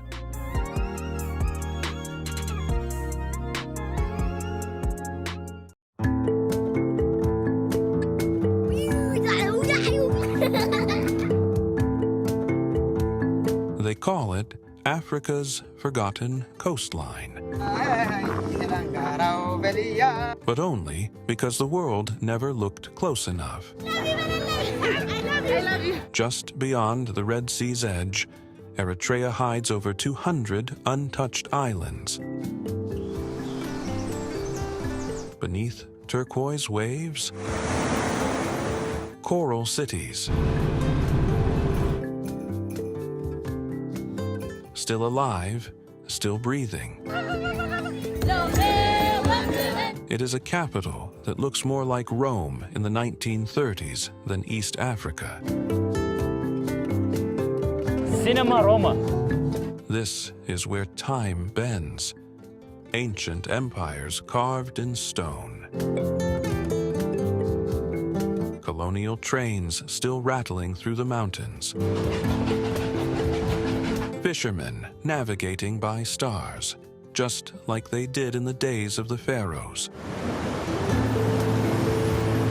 This isn't your typical African adventure. This is Eritrea, enigmatic, elegant, and endlessly unexplored. Stay to the end, because we're going beyond the mainland, to a forgotten island that even Google Maps barely understands. Let's go. The coastline of secrets, Eritrea's hidden pearl. If you trace your finger along Africa's Horn, you'll find a narrow stretch where desert dunes meet the Red Sea. That's Eritrea. And what most people miss is that this coastline isn't just long, it's extraordinary. Over 2,200 kilometers of raw, uncommercialized beauty stretch from sandy coves to rocky cliffs. There are no resort chains, no mega hotels, no beach selfies crowding the horizon. Just the land, the water, and a history that hums quietly beneath your feet. Now, let's talk about the part nobody tells you about, the Dahlak Archipelago. Imagine more than 200 islands, scattered like pearls across the Red Sea, most completely uninhabited. You won't find tour buses or souvenir stalls here. The waters are so impossibly clear that they make the Maldives look pixelated. It's a diver's dream and a historian's playground. Underneath, coral gardens bloom like neon cathedrals, while centuries-old shipwrecks, from Ottoman galleys to Italian cargo ships and British vessels, lie quietly in the deep, now home to lionfish, parrotfish, and countless other marine residents. Every dive is a layered story of history and nature entwined. What makes this coastline even more fascinating is its strategic importance through time. The Red Sea wasn't just water, it was the ancient superhighway of global trade. Spices from India, gold from Nubia, frankincense from Yemen, all passed through these channels. Eritrea was the gatekeeper, the meeting point, the first stop for merchants from across continents. Imagine thousands of years ago, bustling ports, camel caravans unloading goods, sailors negotiating deals in languages you've never heard. And then there's Massawa, Eritrea's hauntingly beautiful port city. Step into its streets, and you'll immediately feel the nickname Pearl of the Red Sea isn't exaggeration. It's poetry. Coral stone buildings shimmer in the sun, Ottoman arches mingle with Italian balconies, and Egyptian gates stand as silent witnesses to centuries. You can almost see the footprints of traders, soldiers, and settlers who walked these alleys before you. The city is simultaneously vibrant and suspended in time. Massawa isn't noisy, crowded, or desperate for attention. It has a quiet, commanding presence. Walk along the old railway tracks that once carried goods from the highlands to the coast, and you'll feel the weight of history pressing lightly on your shoulders. Ships from Arabia, Persia, and beyond would dock here, turning the city into a crossroads of civilizations. Today, it waits patiently, like a monarch in exile, unhurried but unmistakably regal. Welcome to Massawa. And here's something that often surprises visitors. The name Eritrea itself comes from the Greek Erythra thalassa, meaning Red Sea. Before the modern nation existed, locals called this land Madre Bahri, the land of the sea. Perfect, right? A place defined by its connection to water, trade, and life itself. But don't let the serene beaches and coral reefs fool you. This coastline has weathered storms, both natural and human. Empires rose and fell. The Ottomans fortified the ports. The Italians built railways and colonial districts. The British left their mark and moved on.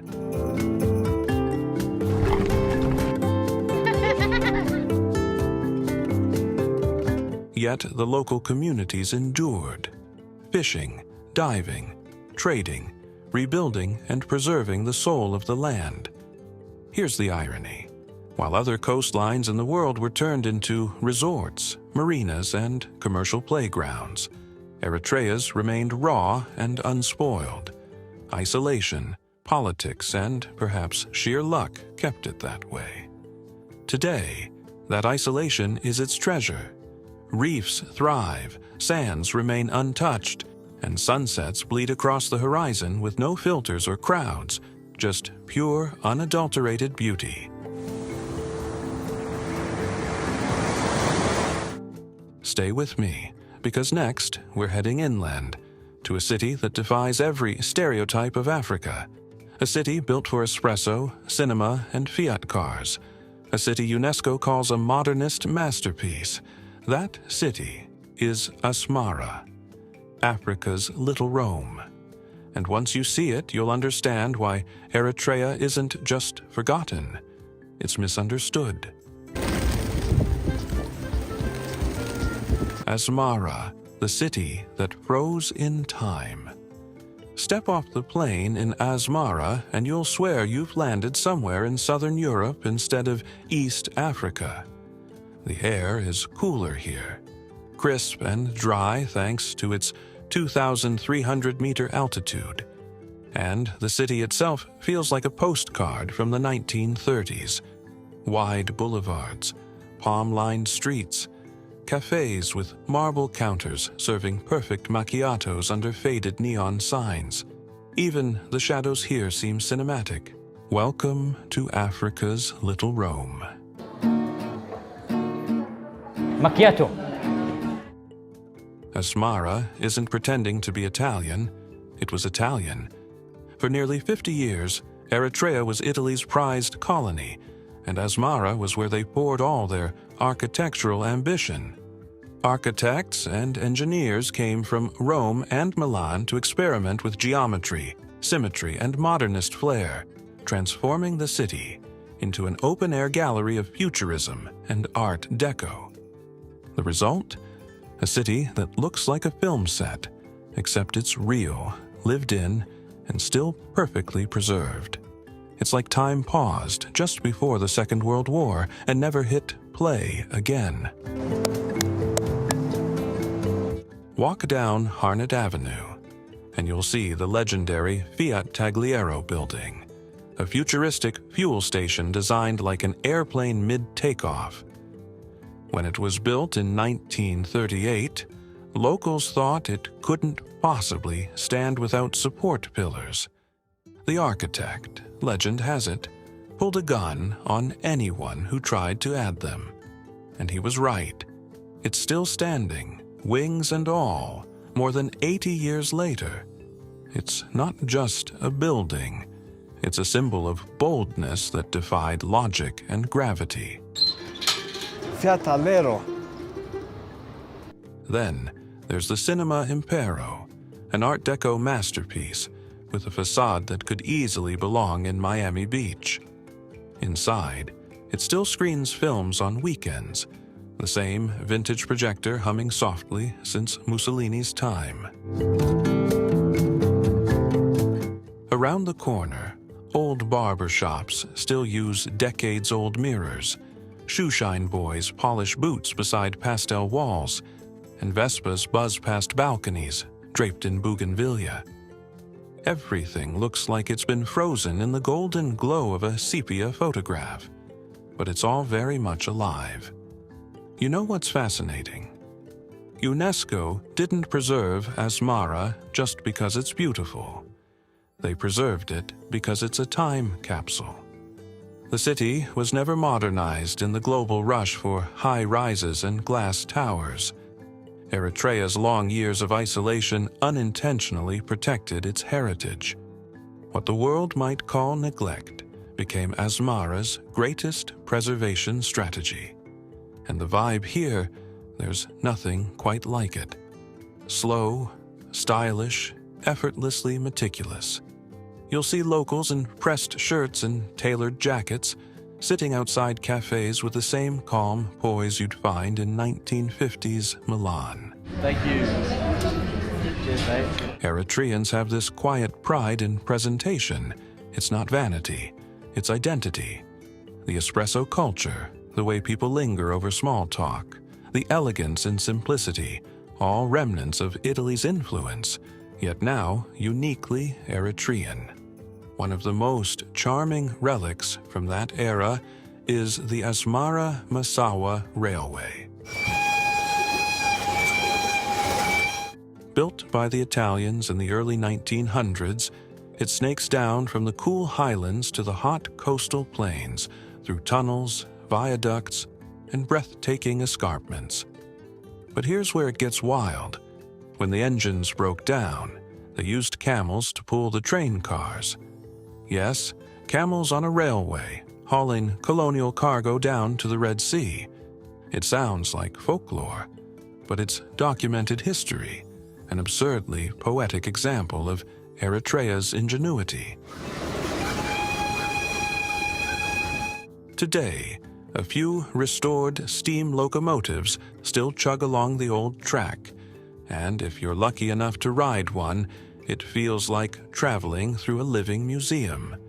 But Asmara isn't just architecture and nostalgia, its resilience is carved into concrete. This city survived wars, sanctions, and decades of isolation, yet it never lost its dignity. The streets are spotless, the gardens tended, the facades freshly painted. People care, not because someone's watching, but because beauty here is communal pride. There's an unspoken understanding. We'll keep it beautiful anyway. And maybe that's Asmara's secret charm. It's not performing for tourists. It's not chasing the future. It's simply existing, quietly confident, perfectly content to be itself. But beyond Asmara's chic calm lies a deeper story, one that predates Rome, Islam, and even written history. Welcome to Eritrea! Deep in Eritrea's highlands lie the ruins of Cohato, Matera, and the echoes of the Aksumite Empire, ancient civilizations that ruled trade routes long before modern borders existed. So, let's leave the espresso cups behind for a while. Next, we're heading back, way back, to where ancient Africa met the world, to the forgotten empires that built Eritrea's foundations. Ancient echoes, the lost empires of Eritrea. Before modern borders and colonial blueprints, Eritrea was the beating heart of an empire. Not a small one of Africa's first great civilizations, the Kingdom of Aksum. Long before the Romans built aqueducts, Aksumite ships were sailing across the Red Sea, trading ivory, gold, and incense from ports along this very coastline. Some historians call it Africa's forgotten superpower, and part of that legacy still lies buried beneath Eritrea's soil, waiting quietly in the highlands and deserts for those who listen closely enough. Our first stop, Cohato. Picture this, an ancient city perched high above a canyon, the wind howling through stone pillars that once framed temples and tombs. The silence here feels sacred, like the air itself remembers. Some of these ruins are over 2,000 years old. Archaeologists say it was once a major stop on the caravan routes between the Nile Valley and the Arabian Peninsula. You can still trace the faint lines of those roads carved directly into the rock, like veins of history running across the plateau. It's not hard to imagine the sound of camel bells echoing through the valley, traders resting under the same cliffs where you stand. Locals will tell you Cohaito's stones still hum at dusk. Whether that's myth or wind, it feels like a place where time folds over itself, a living echo of an empire long gone but never forgotten. A few miles away lies Matera, another ancient Aksumite city that once buzzed with merchants trading cloth, spices, and obsidian. What remains today are mysterious obelisks, burial chambers, and inscribed stones written in Ge'ez, the ancient language of the highlands, still sung in Eritrean churches today. These aren't just ruins. They're fingerprints of a civilization that once connected Africa to Asia and the Mediterranean, centuries before globalization had a name. Here's the thing. We often talk about the pyramids or Greece when we mention ancient civilizations. But Aksum was right there in that same league, minting its own coins, writing its own language, and commanding trade networks that stretched across 3 continents. And Eritrea was its northern gateway, the first face that greeted ships from Arabia Persia, and beyond. One of the most stunning discoveries here came from Buya, a small village near the desert. In 1995, scientists unearthed a hominid skull estimated to be 1 million years old, one of the oldest human fossils ever found. Let that sink in for a moment. 1 million years. It rewrote what scientists thought they knew about human evolution in East Africa. Eritrea isn't just old, it's prehistoric. The land itself feels ancient, like the cradle of time. It's surreal to think that on one side of the country, you can sip a macchiato in an Art Deco cafe, and on the other, stand in a place where the first humans walked. That's Eritrea's magic. Only macchiato. Modernity and antiquity coexisting, not in conflict, but in rhythm. But history here isn't just something you dig up, it's something you live. Eritrea has 9 recognized ethnic groups, each with its own language, music, and rituals. The Tigrinya, the Tigre, the Afar, the Saho, and more. All different threads that somehow weave into one fabric. The result isn't chaos, it's harmony, like a mosaic where every piece belongs exactly where it is. And if you want to feel this heartbeat, don't just visit the ruins. Join a coffee ceremony. Eritreans don't drink coffee, they celebrate it. Green beans roasted over an open flame, the aroma wrapping around you like incense. Popcorn served as a small offering of hospitality. The coffee is brewed slowly in a jabena, a clay pot with a long spout, and poured in 3 rounds, each one symbolizing friendship, community, and respect. It's not just caffeine, it's a connection. You'll realize quickly that Eritrea's greatest strength isn't in its monuments or museums, it's in its people. Neighbors gather, families linger, and time stretches. The same patience that preserved Aksum's ruins seems to live in its culture, a quiet defiance against the rush of modern life. And yet, beneath that calm, Eritrea's story hasn't been gentle. Centuries of conquest, colonialism, and conflict left scars, but never submission. Each empire left its mark, but none could erase what was already written in stone, language, and soul. Next, we'll dive into those layers, how Ottoman mosques, Egyptian forts, and Italian cathedrals all coexist along the same shore. Because to understand Eritrea's beauty, you have to see how it absorbed the world and still stayed unmistakably itself. Usually I do this, but Empires on the shore, where worlds collide. Stand on the docks of Massawa, and you can almost hear it, the sound of centuries rushing past each other. This city isn't just old, it's layered. Every stone, every archway tells a story of a world long gone. Ottoman, Egyptian, Italian, stitched together by the salty Red Sea breeze. Massawa's old town sits on coral islands, connected by narrow causeways that shimmer under the heat. The first thing that hits you isn't noise, it's the silence. Then comes the rhythm of waves lapping against walls made from coral limestone, the same material that gives the city its ghostly white glow. Locals call it Batsi Masewa, the White City, faded, cracked, but breathtaking. The Ottomans built the first forts here in the 16th century, drawn by the Red Sea's strategic importance.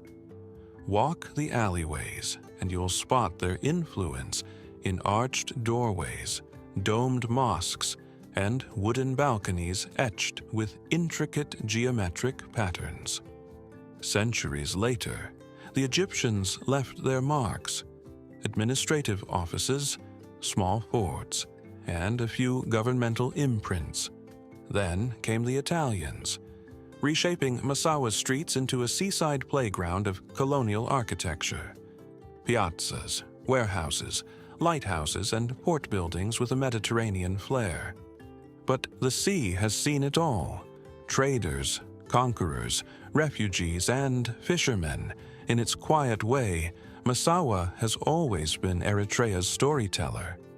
Every building whispers tales of ambition, commerce, and survival.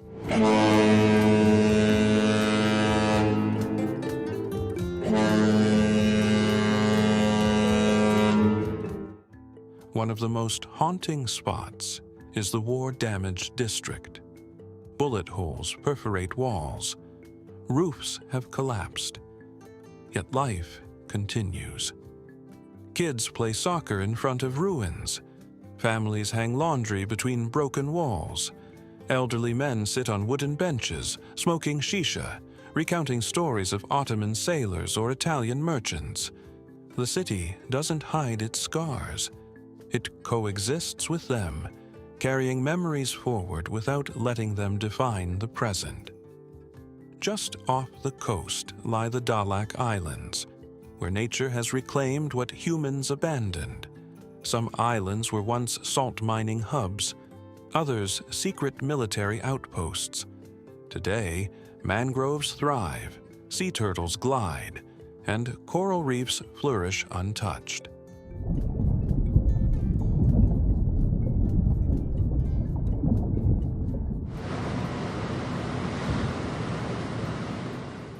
Underwater archaeologists have found shipwrecks dating back hundreds of years.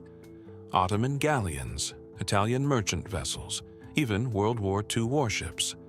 Now silent guardians beneath the waves.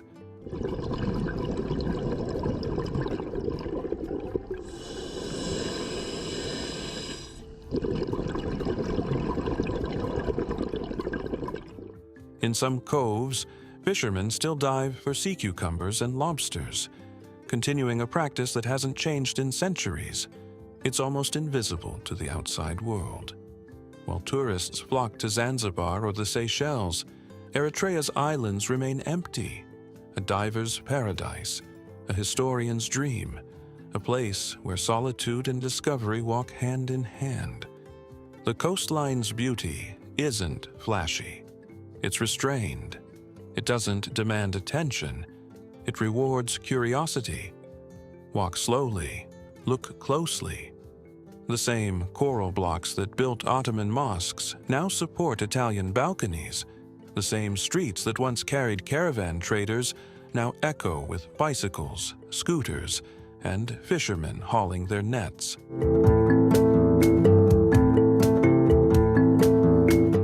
Morning markets fill the air with the scent of grilled fish and spices.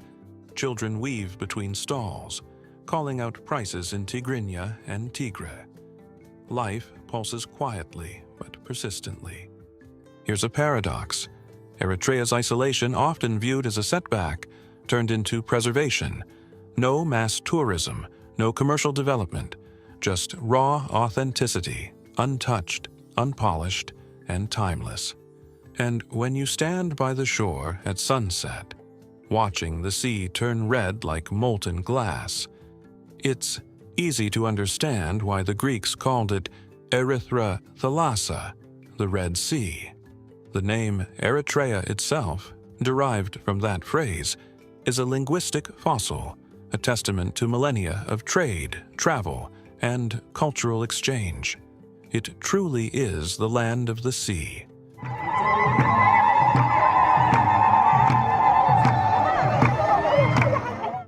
Yet this isn't a story of ruins alone. Eritrea's past lives in its people. From the fishermen of Massawa mending their nets to engineers restoring the old railway lines, there's a quiet pride here. an unspoken continuity between past and present. The same resilience that resisted empires flows through daily life, in small rituals, communal gatherings, and a way of living that honors history while moving forward. Street musicians play traditional instruments at twilight, blending old melodies with the rhythm of the Red Sea waves. It's in these small moments that you feel the heartbeat of a nation. And that's what we'll explore next. How these layers of past and present merge in daily Eritrean life. From coffee ceremonies to bustling markets, from ancient traditions to modern ingenuity, this is where Eritrea truly comes alive.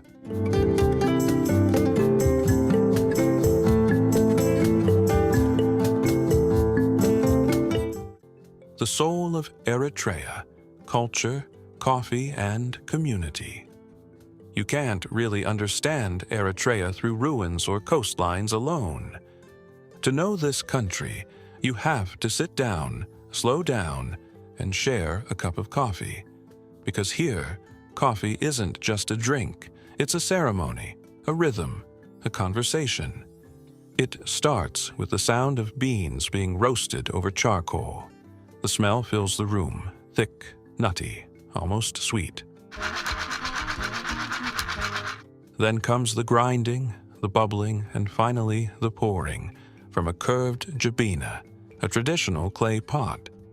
The host serves 3 rounds: awo, kalei, bereka, each one slightly weaker than the last, but stronger in meaning. It's not rushed, it's social glue. A single coffee ceremony can last an hour, and no one's checking their phone. And while you're sitting there, you notice how Eritrea's 9 ethnic groups blend together: Tigrinya, Tigray, Afar, Saho, Bilen, Kunama, Nara, Rashida, Hedereb. Each with their own languages, clothing, and music, yet somehow deeply connected. There's pride in difference, but never division.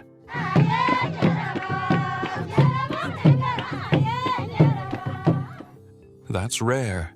You might hear stories about how weddings can last 3 days, filled with dancing, drums, and shimmering white garments embroidered with gold.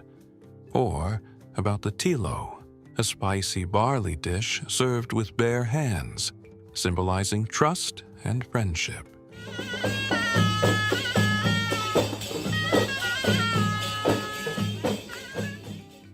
Eritrea's culture is built around togetherness. It's less about luxury, more about shared experience. Markets hum with life, vendors call out prices in multiple languages, and children weave around. Shoppers laughing, carrying bundles of fresh bread or spices. And that shows in how people treat each other. Whether you're a visitor or a neighbor, you'll be greeted with warmth. Eritreans don't do performative hospitality. They do real hospitality. You're offered food before you're asked for your name. You're included before you're evaluated. It's a community in its purest form. Then there's the art and music. Eritrean Tigrinya songs that mix traditional drums with electric guitar riffs. Street painters in Asmara capture daily life on weathered canvases. Even graffiti here feels poetic, colorful, symbolic, unafraid. It's easy to forget that Eritrea's been through decades of hardship, colonization, wars, and isolation. But maybe that's why the people treasure joy so fiercely. They've learned to celebrate the simple: good coffee, laughter, clean streets, calm evenings. There's dignity in small things here.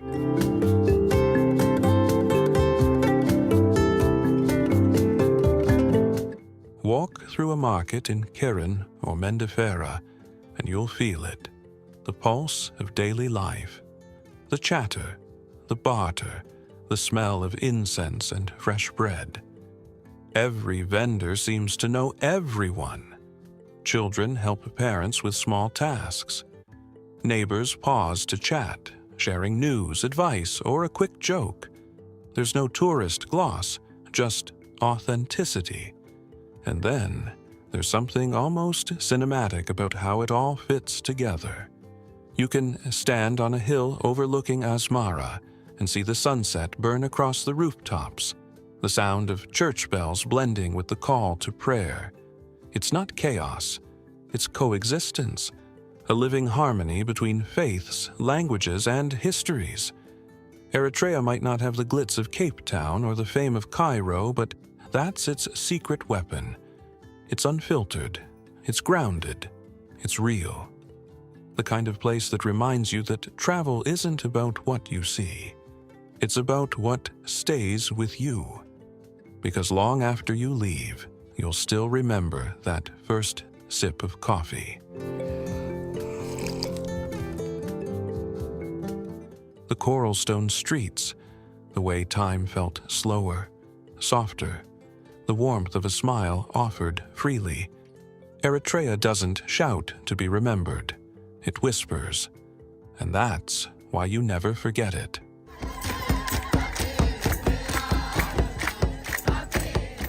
Beyond the coast, Eritrea's highlands and hidden treasures.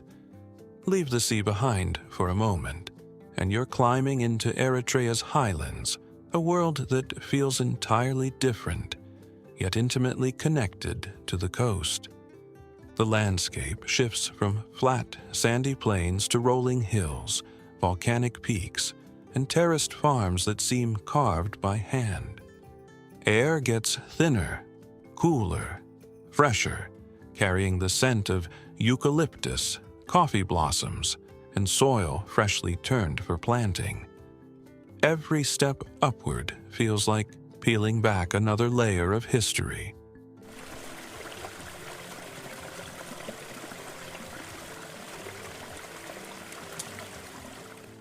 Here, the highlands are dotted with villages that seem untouched by time.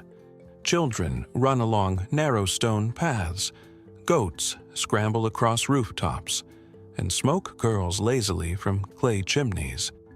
People still wear traditional garments, embroidered with intricate patterns unique to each ethnic group. It's a living museum where daily life is art and survival has its own elegance. The highlands also hold Eritrea's agricultural backbone. Sorghum, barley, and wheat grow in terraces that stretch along the slopes like green staircases.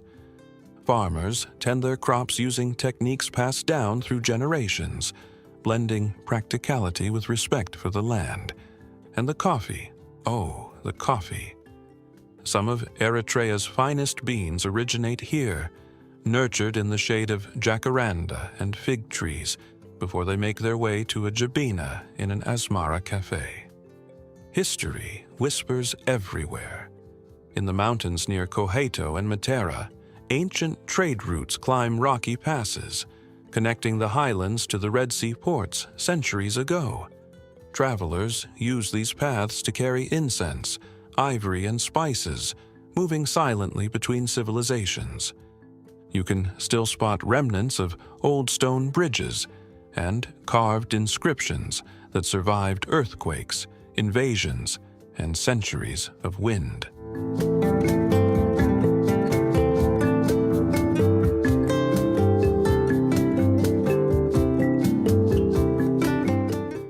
The highlands are also a sanctuary for wildlife. Ibexes balance along cliff edges, colorful birds dart through juniper forests, and endemic plants.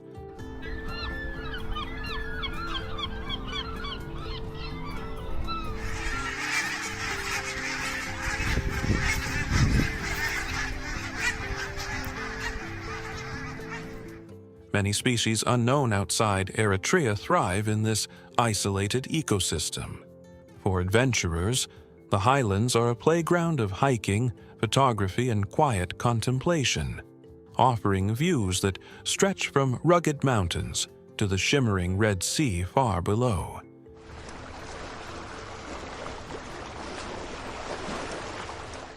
And it's not just nature and history. Human stories are woven into every village. Elders tell tales of resistance and survival, of kingdoms that ruled trade routes, and of families that nurtured generations under harsh conditions, yet never lost joy. Festivals in these towns, complete with drums, dancing, and songs in Tigrinya and Tigre, feel intimate, as though the hills themselves are celebrating with you.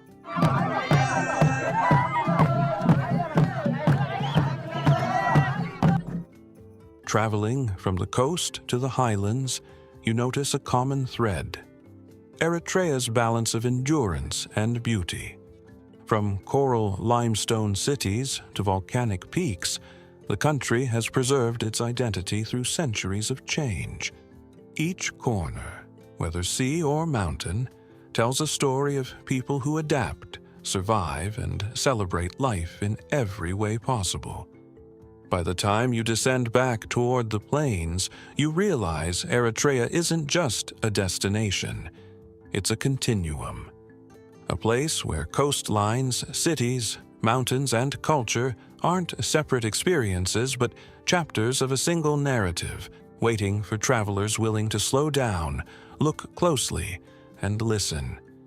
And now, with the highlands behind us and the coast still shimmering in memory, it's time to step into the future, to the Red Sea frontier, where Eritrea's promise meets possibility.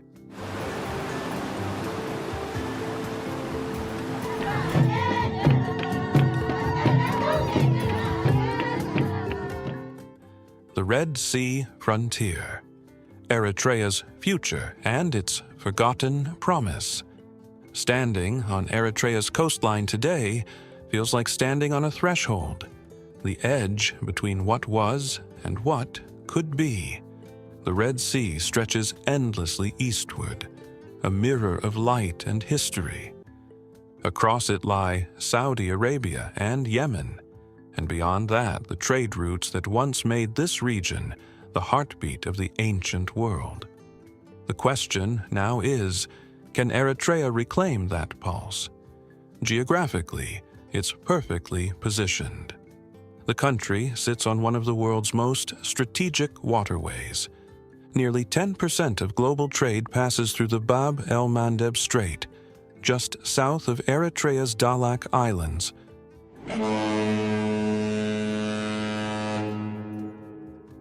Oil tankers, container ships, and military fleets all cross these waters daily.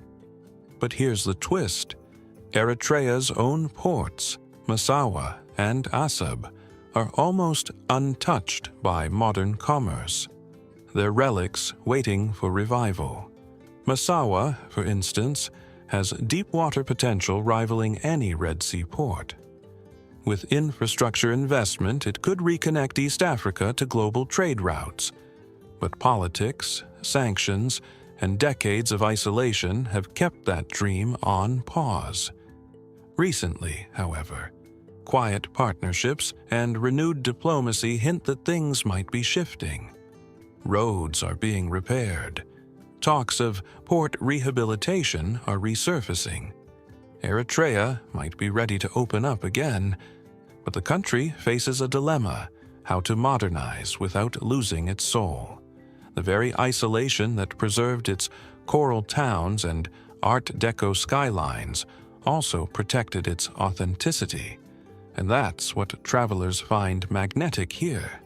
If tourism ever takes off, it'll need to do so carefully, slow, sustainable, and respectful of the culture that's been shielded for decades.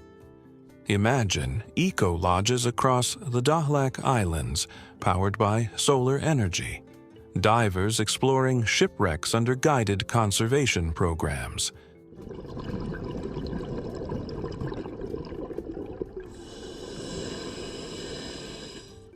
small guest houses serving locally grown coffee instead of international chains. Eritrea has the potential to become Africa's most sustainable coastal destination, not by competing with others, but by staying true to itself. Then, there's the human side of the future. A young generation is growing up in Asmara, educated, creative, and quietly ambitious. You'll see them sketching in cafes, restoring vintage cars, and filming on old cinema cameras. They're blending heritage with innovation, mixing traditional Tigrinya music with electronic beats, designing clothes that combine Italian tailoring with local textiles. It's not nostalgia, it's reinvention. And when you talk to them, they don't describe Eritrea as forgotten. They call it misunderstood. A country waiting for the world to look again, to see beyond headlines and politics. And when that happens, when people rediscover this coastline, this city, this culture, it won't feel like discovery at all. It'll feel like a reunion, because everything about Eritrea, its coral cities, its volcanic islands, its patient spirit, has been here all along, quietly persisting. So, if you ever find yourself on the edge of the Red Sea, watching the light shift across the water, remember, you're standing on one of the oldest crossroads of civilization.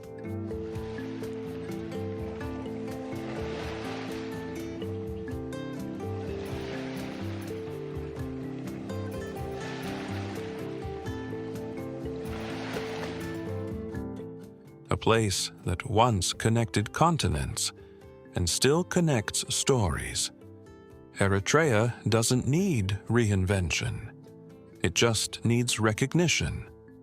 And maybe, just maybe, the world is finally ready to remember Africa's forgotten coastline. Eritrea may not be on your travel bucket list yet, but maybe it should be. It's one of those rare places that feels untouched, where you can stand on ancient ruins, swim in coral reefs few have ever seen, and sip coffee roasted the same way it was 1,000 years ago. It's Africa's hidden coastline, mysterious, raw, and breathtakingly alive.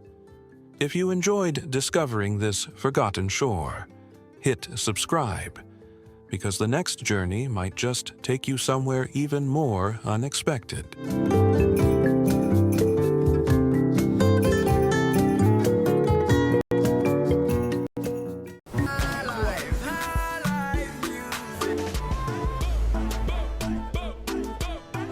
What if the same coast that once shipped millions into slavery is now leading a cultural revolution?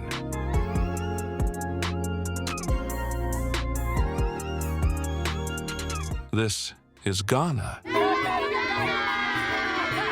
where the sound of drums never stopped, and the fight for identity never faded. You've heard of the Gold Coast, but what you haven't heard is the real story. From the castles of Elmina to the streets of Accra, every corner tells a story of resistance, rhythm, and rebirth. But Ghana's past isn't just preserved, it's powering its future.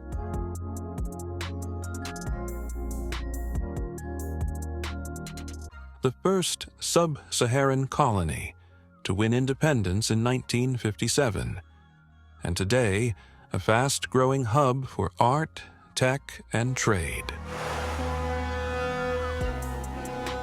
Ancient kingdoms still stand, and a new generation is redefining what African modernity looks like.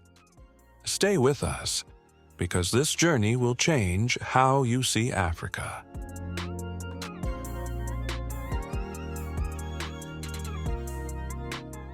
The Coast of Memory.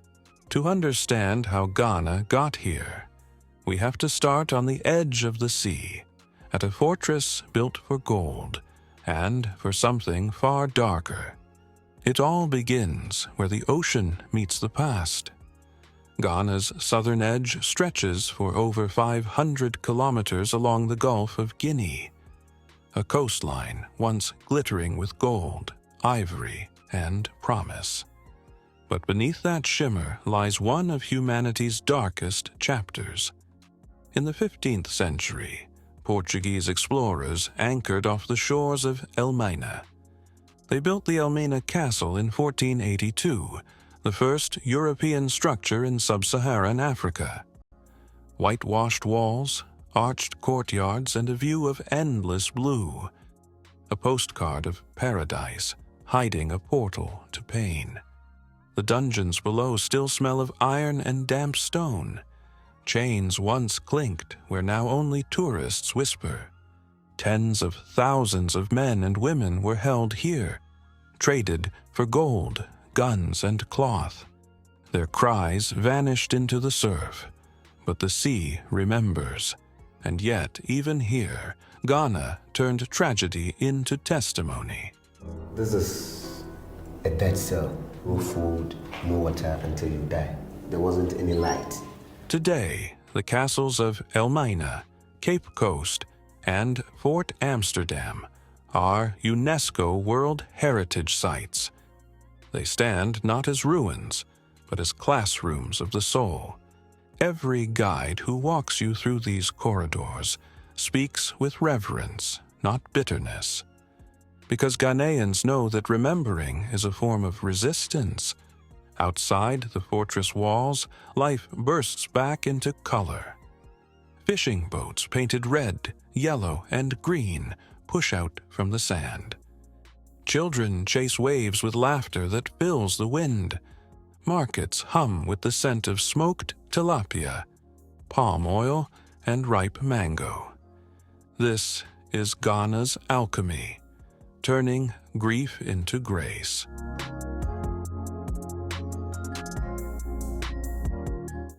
Further west lies Takoradi, Ghana's oil city, where offshore rigs gleam on the horizon. It's a symbol of how the same coastline once drained by exploitation now fuels new prosperity. Cargo ships line the port, carrying cocoa, bauxite, and timber, the raw veins of Ghana's modern economy.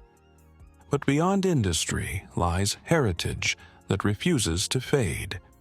In Ankobra and Busue, local fishermen still sing ancient Fante songs as they pull their nets. Each verse is part prayer, part navigation, part history lesson. And when the sun sets, the horizon burns gold, as if the land is reclaiming its name. From coast to capital, Ghana's heartbeat grows louder. The journey inland begins on the road to Accra, a city where history and ambition collide. Glass towers rise beside colonial bungalows. Street vendors weave between taxis, and the scent of roasted plantain mixes with sea salt. Accra isn't polished. It's alive. Every corner vibrates with rhythm, trade, and talk. And at its heart stands a monument not of conquest, but of liberation. Black Star Square. That's where we're headed next.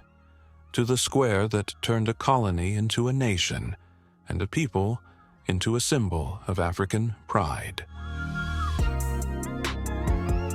The city of independence. Accra isn't a city you observe. It's one you feel. From sunrise to sundown, it vibrates with energy. The chatter of trotro drivers, the crackle of frying oil, the bass lines of Afrobeats leaking from passing cars. It's loud, fast, unapologetic, and deeply symbolic. Because this is where Ghana's freedom first found its voice. In 1957, when Kwame Nkrumah declared independence from British rule, he did it right here, at Black Star Square, under a sky filled with fireworks and hope. The square still stands today, vast and open. framed by the Independence Arch and the Black Star Gate. It's not just a landmark. It's a living reminder that Ghana was the first sub-Saharan African nation to break free from colonial rule. Every year on March 6th, crowds fill this square, waving flags, singing anthems, marching with pride. The air smells of roasted maize and kerosene from parade torches.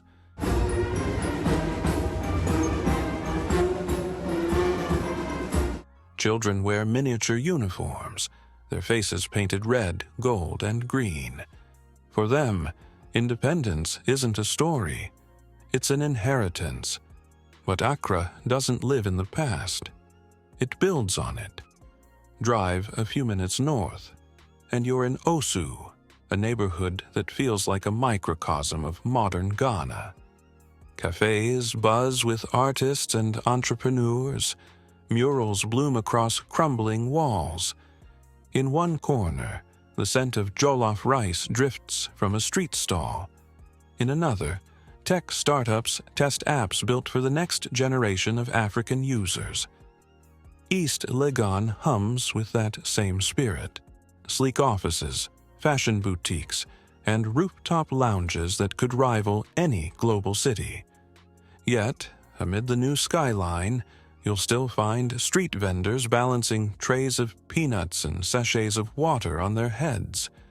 It's a city of contrasts, not contradictions. Because in Accra, tradition isn't erased by progress. It's layered into it. And the deeper you look, the more stories you find beneath the surface.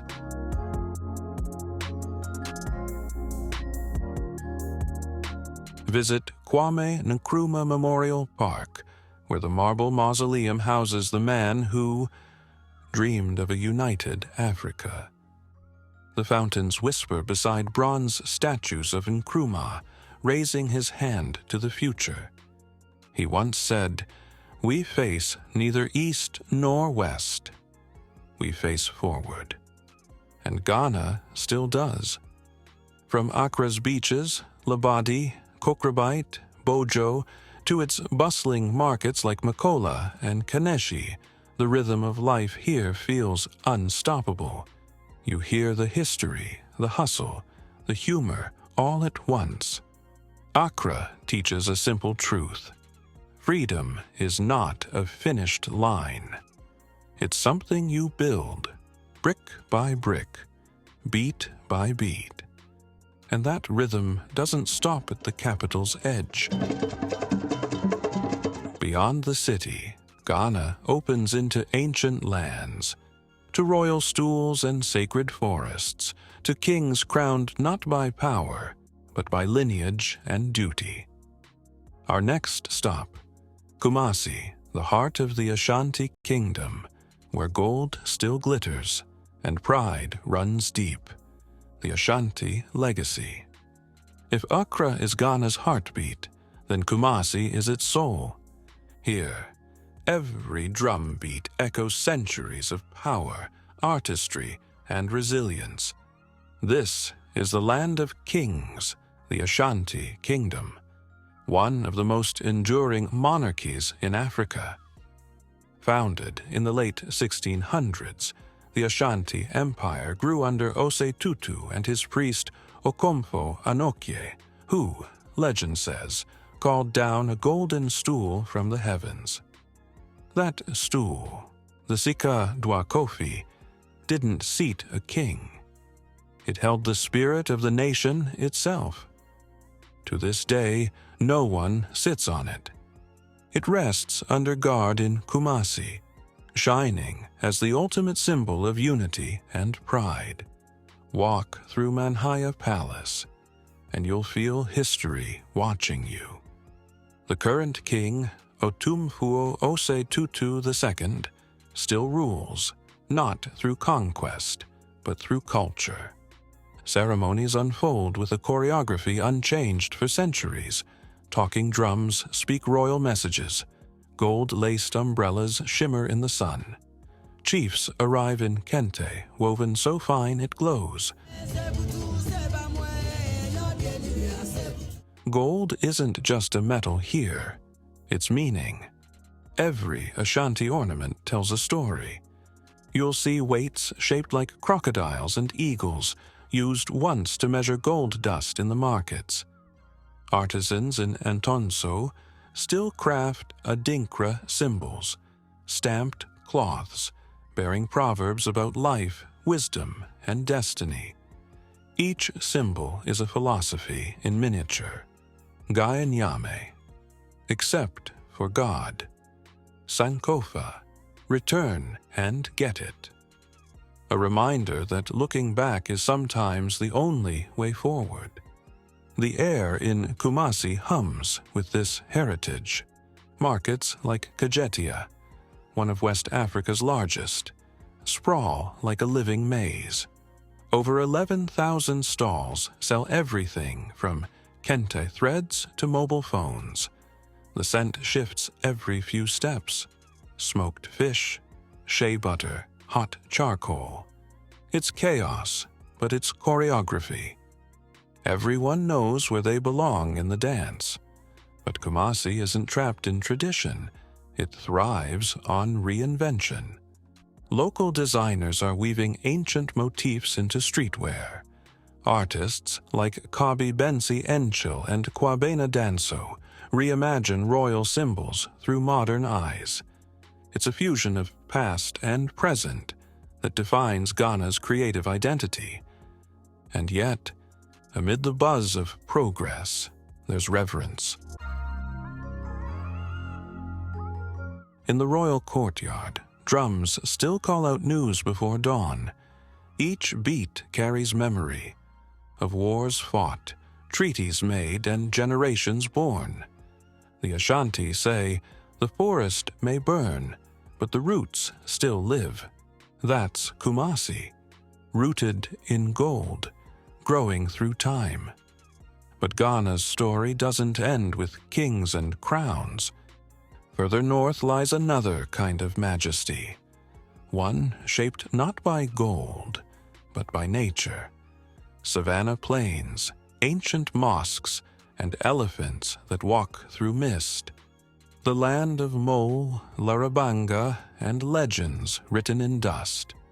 That's where we go next, into northern Ghana, where silence speaks and the wild still rules. The wild and the sacred. Leave behind the crowded streets of Kumasi, and the air begins to change. The humidity thins. The roads stretch wide. And soon, Ghana opens into something vast, the savanna of the north. Here, the landscape tells stories older than kingdoms. Red earth, thorn trees, and wide skies stretch endlessly toward the horizon. This is northern Ghana, raw, quiet, powerful. It's a region that holds both spiritual weight and ecological wonder. Our first stop is Larabanga, often called the Mecca of West Africa. Its mud and stick mosque, built in the 1400s, is Ghana's oldest Islamic structure. Whitewashed walls curve like waves, and the wooden stakes jutting from its sides serve as both decoration and scaffolding. When the call to prayer rises, it blends with birdsong and the rustle of the wind, faith, nature, and time in perfect harmony. But the north holds another kind of temple, one carved by nature itself. Just beyond Larabanga lies Mole National Park, Ghana's largest wildlife reserve. Over 4,800 square kilometers of grassland, rivers, and wilderness. It's home to elephants, antelopes, baboons, and leopards, all moving freely across the land. If you're lucky, you'll spot a herd of elephants bathing in a pond at dawn, the water glowing gold under the first light. There are no fences here, just coexistence. The guides, often locals from surrounding villages, read the land like a book. They point out prints in the dust, the direction of wind, the call of a distant hornbill. Their knowledge isn't from textbooks. It's inherited, lived, sung.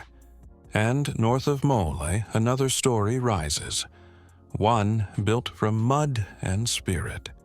In the Upper East region, the villages of Sirigu and Tongo showcase a different Ghana, where art is architecture.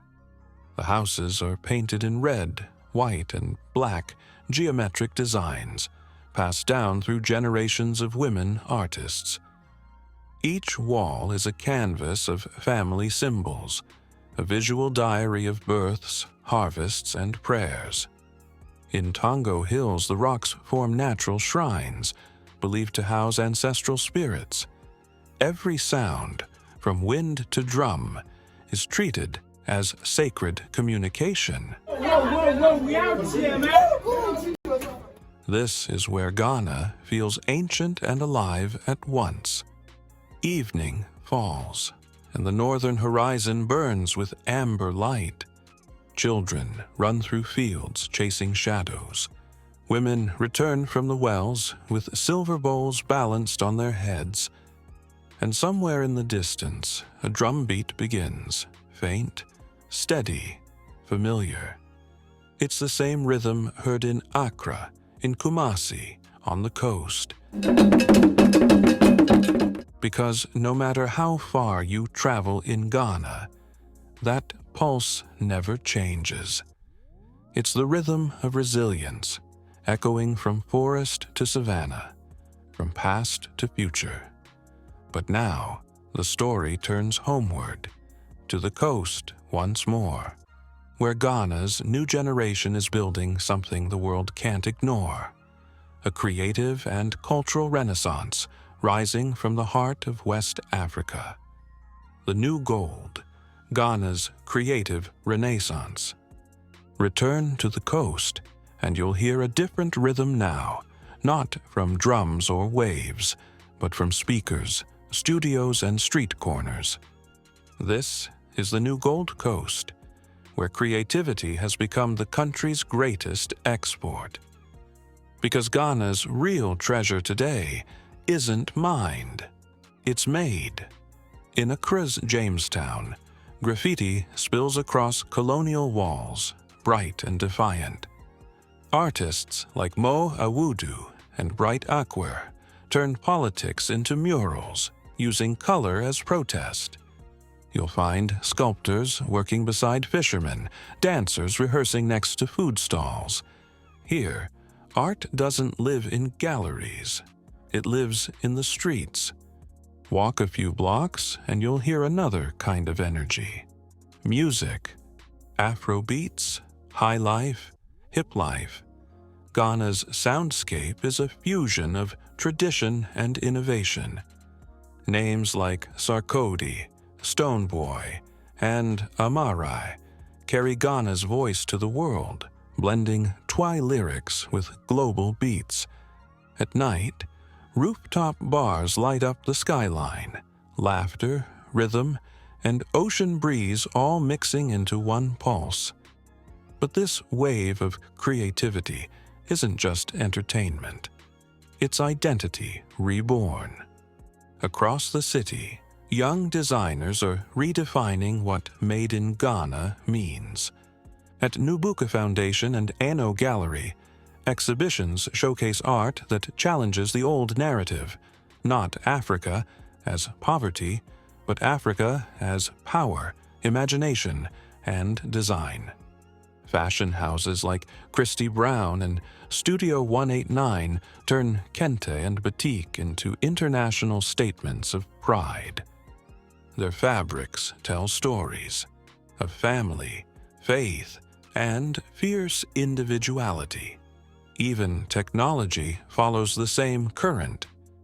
In East Legon, Tema, and Kumasi Hive, startups are using digital tools to connect farmers, preserve languages, and archive oral histories. What began as a gold rush has evolved into a mind rush. And through it all, Ghana still knows how to celebrate. Every December, the world comes to Accra for Deti December, a festival season that's become Africa's version of Carnival meets Coachella.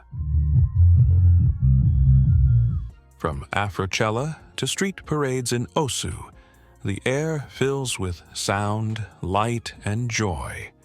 It's more than tourism, it's a homecoming. A reconnection of the diaspora to their roots, to the warmth that never left. Because that's the essence of Ghana, hospitality. Whether you're from across the border or across the ocean, someone will greet you with a smile, and the word akwaba, welcome. It's not just a phrase, it's a philosophy. And as Ghana looks toward its next chapter, the promise is clear. The same coast that once shipped gold and sorrow now exports creativity, culture, and confidence. Its people are turning pain into pride, memory into movement, and history into hope. But before we close this journey, there's one more truth to uncover. The thread that ties it all together, the spirit that endures through every wave and every generation. That's where we end, in Ghana's heartbeat itself. The heartbeat of Ghana. If you strip away the gold, the monuments, the markets, what's left? People. That's Ghana's greatest monument. Because every smile, every rhythm, every welcome is its own story of survival and grace. Travel through any Ghanaian village and you'll see it. The daily choreography of life, unfolding with quiet dignity. Children in bright uniforms walking dusty roads to school. Women pounding fufu in rhythm, laughter cutting through the afternoon heat. Old men sitting under neem trees, debating politics, sipping palm wine. Each gesture carries memory, a reminder that progress here was built not just through independence, but through interdependence. Ghanaians call it Ubuntu in spirit, though the word is Southern African. I am because we are. It's the thread that holds this nation together, and you can feel it strongest where community and faith meet. In Cape Coast, Sunday mornings start with choirs that spill into the streets. In Tamale, the muezzin's call drifts over the roofs as dawn breaks. In the Volta region, the drums begin before sunrise, echoing across the hills. Every sound is a prayer. Every gathering, a testament to unity in diversity. The nation has over 70 ethnic groups and over 80 languages, yet somehow it moves as one, through music, respect, and a shared sense of pride. And that pride shows not just in words, but in how Ghanaians live. Education here is sacred. The University of Ghana, founded in 1948, stands as a beacon for West African scholarship. Villages pool resources to send their brightest students to Accra. Innovation programs like One District, One Factory, and Free SHS are reshaping the idea of opportunity. Even abroad, the Ghanaian diaspora remains deeply connected. Whether it's London, Toronto, or New York, you'll find communities wearing kente, hosting Independence Day dinners, and still sending remittances back home, nearly $4.5 billion annually. That flow of care keeps the national heartbeat steady, no matter how far it travels. But perhaps Ghana's real miracle is emotional. not economic. Despite the hardships, inflation, droughts, global shifts, there's a calm defiance here, a refusal to lose optimism. Because Ghanaians know something the world often forgets. Colin, hope is a resource too. Evening falls again on the coast. Children chase footballs through the sand. The ocean hums beneath the same sun that watched empires rise and fall. Somewhere, a fisherman hums an old Fante song, half prayer, half promise. The cycle continues. The coast endures. The gold still shines, just in a different form. And that brings us full circle, back to the beginning, back to the name that never stopped meaning more than wealth. Because Ghana's story isn't about what was taken, it's about what could never be taken away. So, where does all this leave Ghana? It's a country that refuses to be simplified. Neither a postcard paradise nor a struggling frontier. It's both. A place that's still rebuilding, still dreaming, and still teaching the world what it means to rise again. From the cocoa fields to the gold mines, from the surf towns to the tech hubs of Accra, Ghana is rewriting its own story, not as the Gold Coast of the past, but as a nation of hope, creativity, and quiet power. The rhythms of the drum, the warmth of a smile, the courage of independence, they all beat in time here. And if you listen closely, you'll hear it. A country that knows exactly where it came from and isn't afraid of where it's going next. Because this isn't just a place of history, it's a place of becoming. This is Ghana, the Gold Coast of history and hope.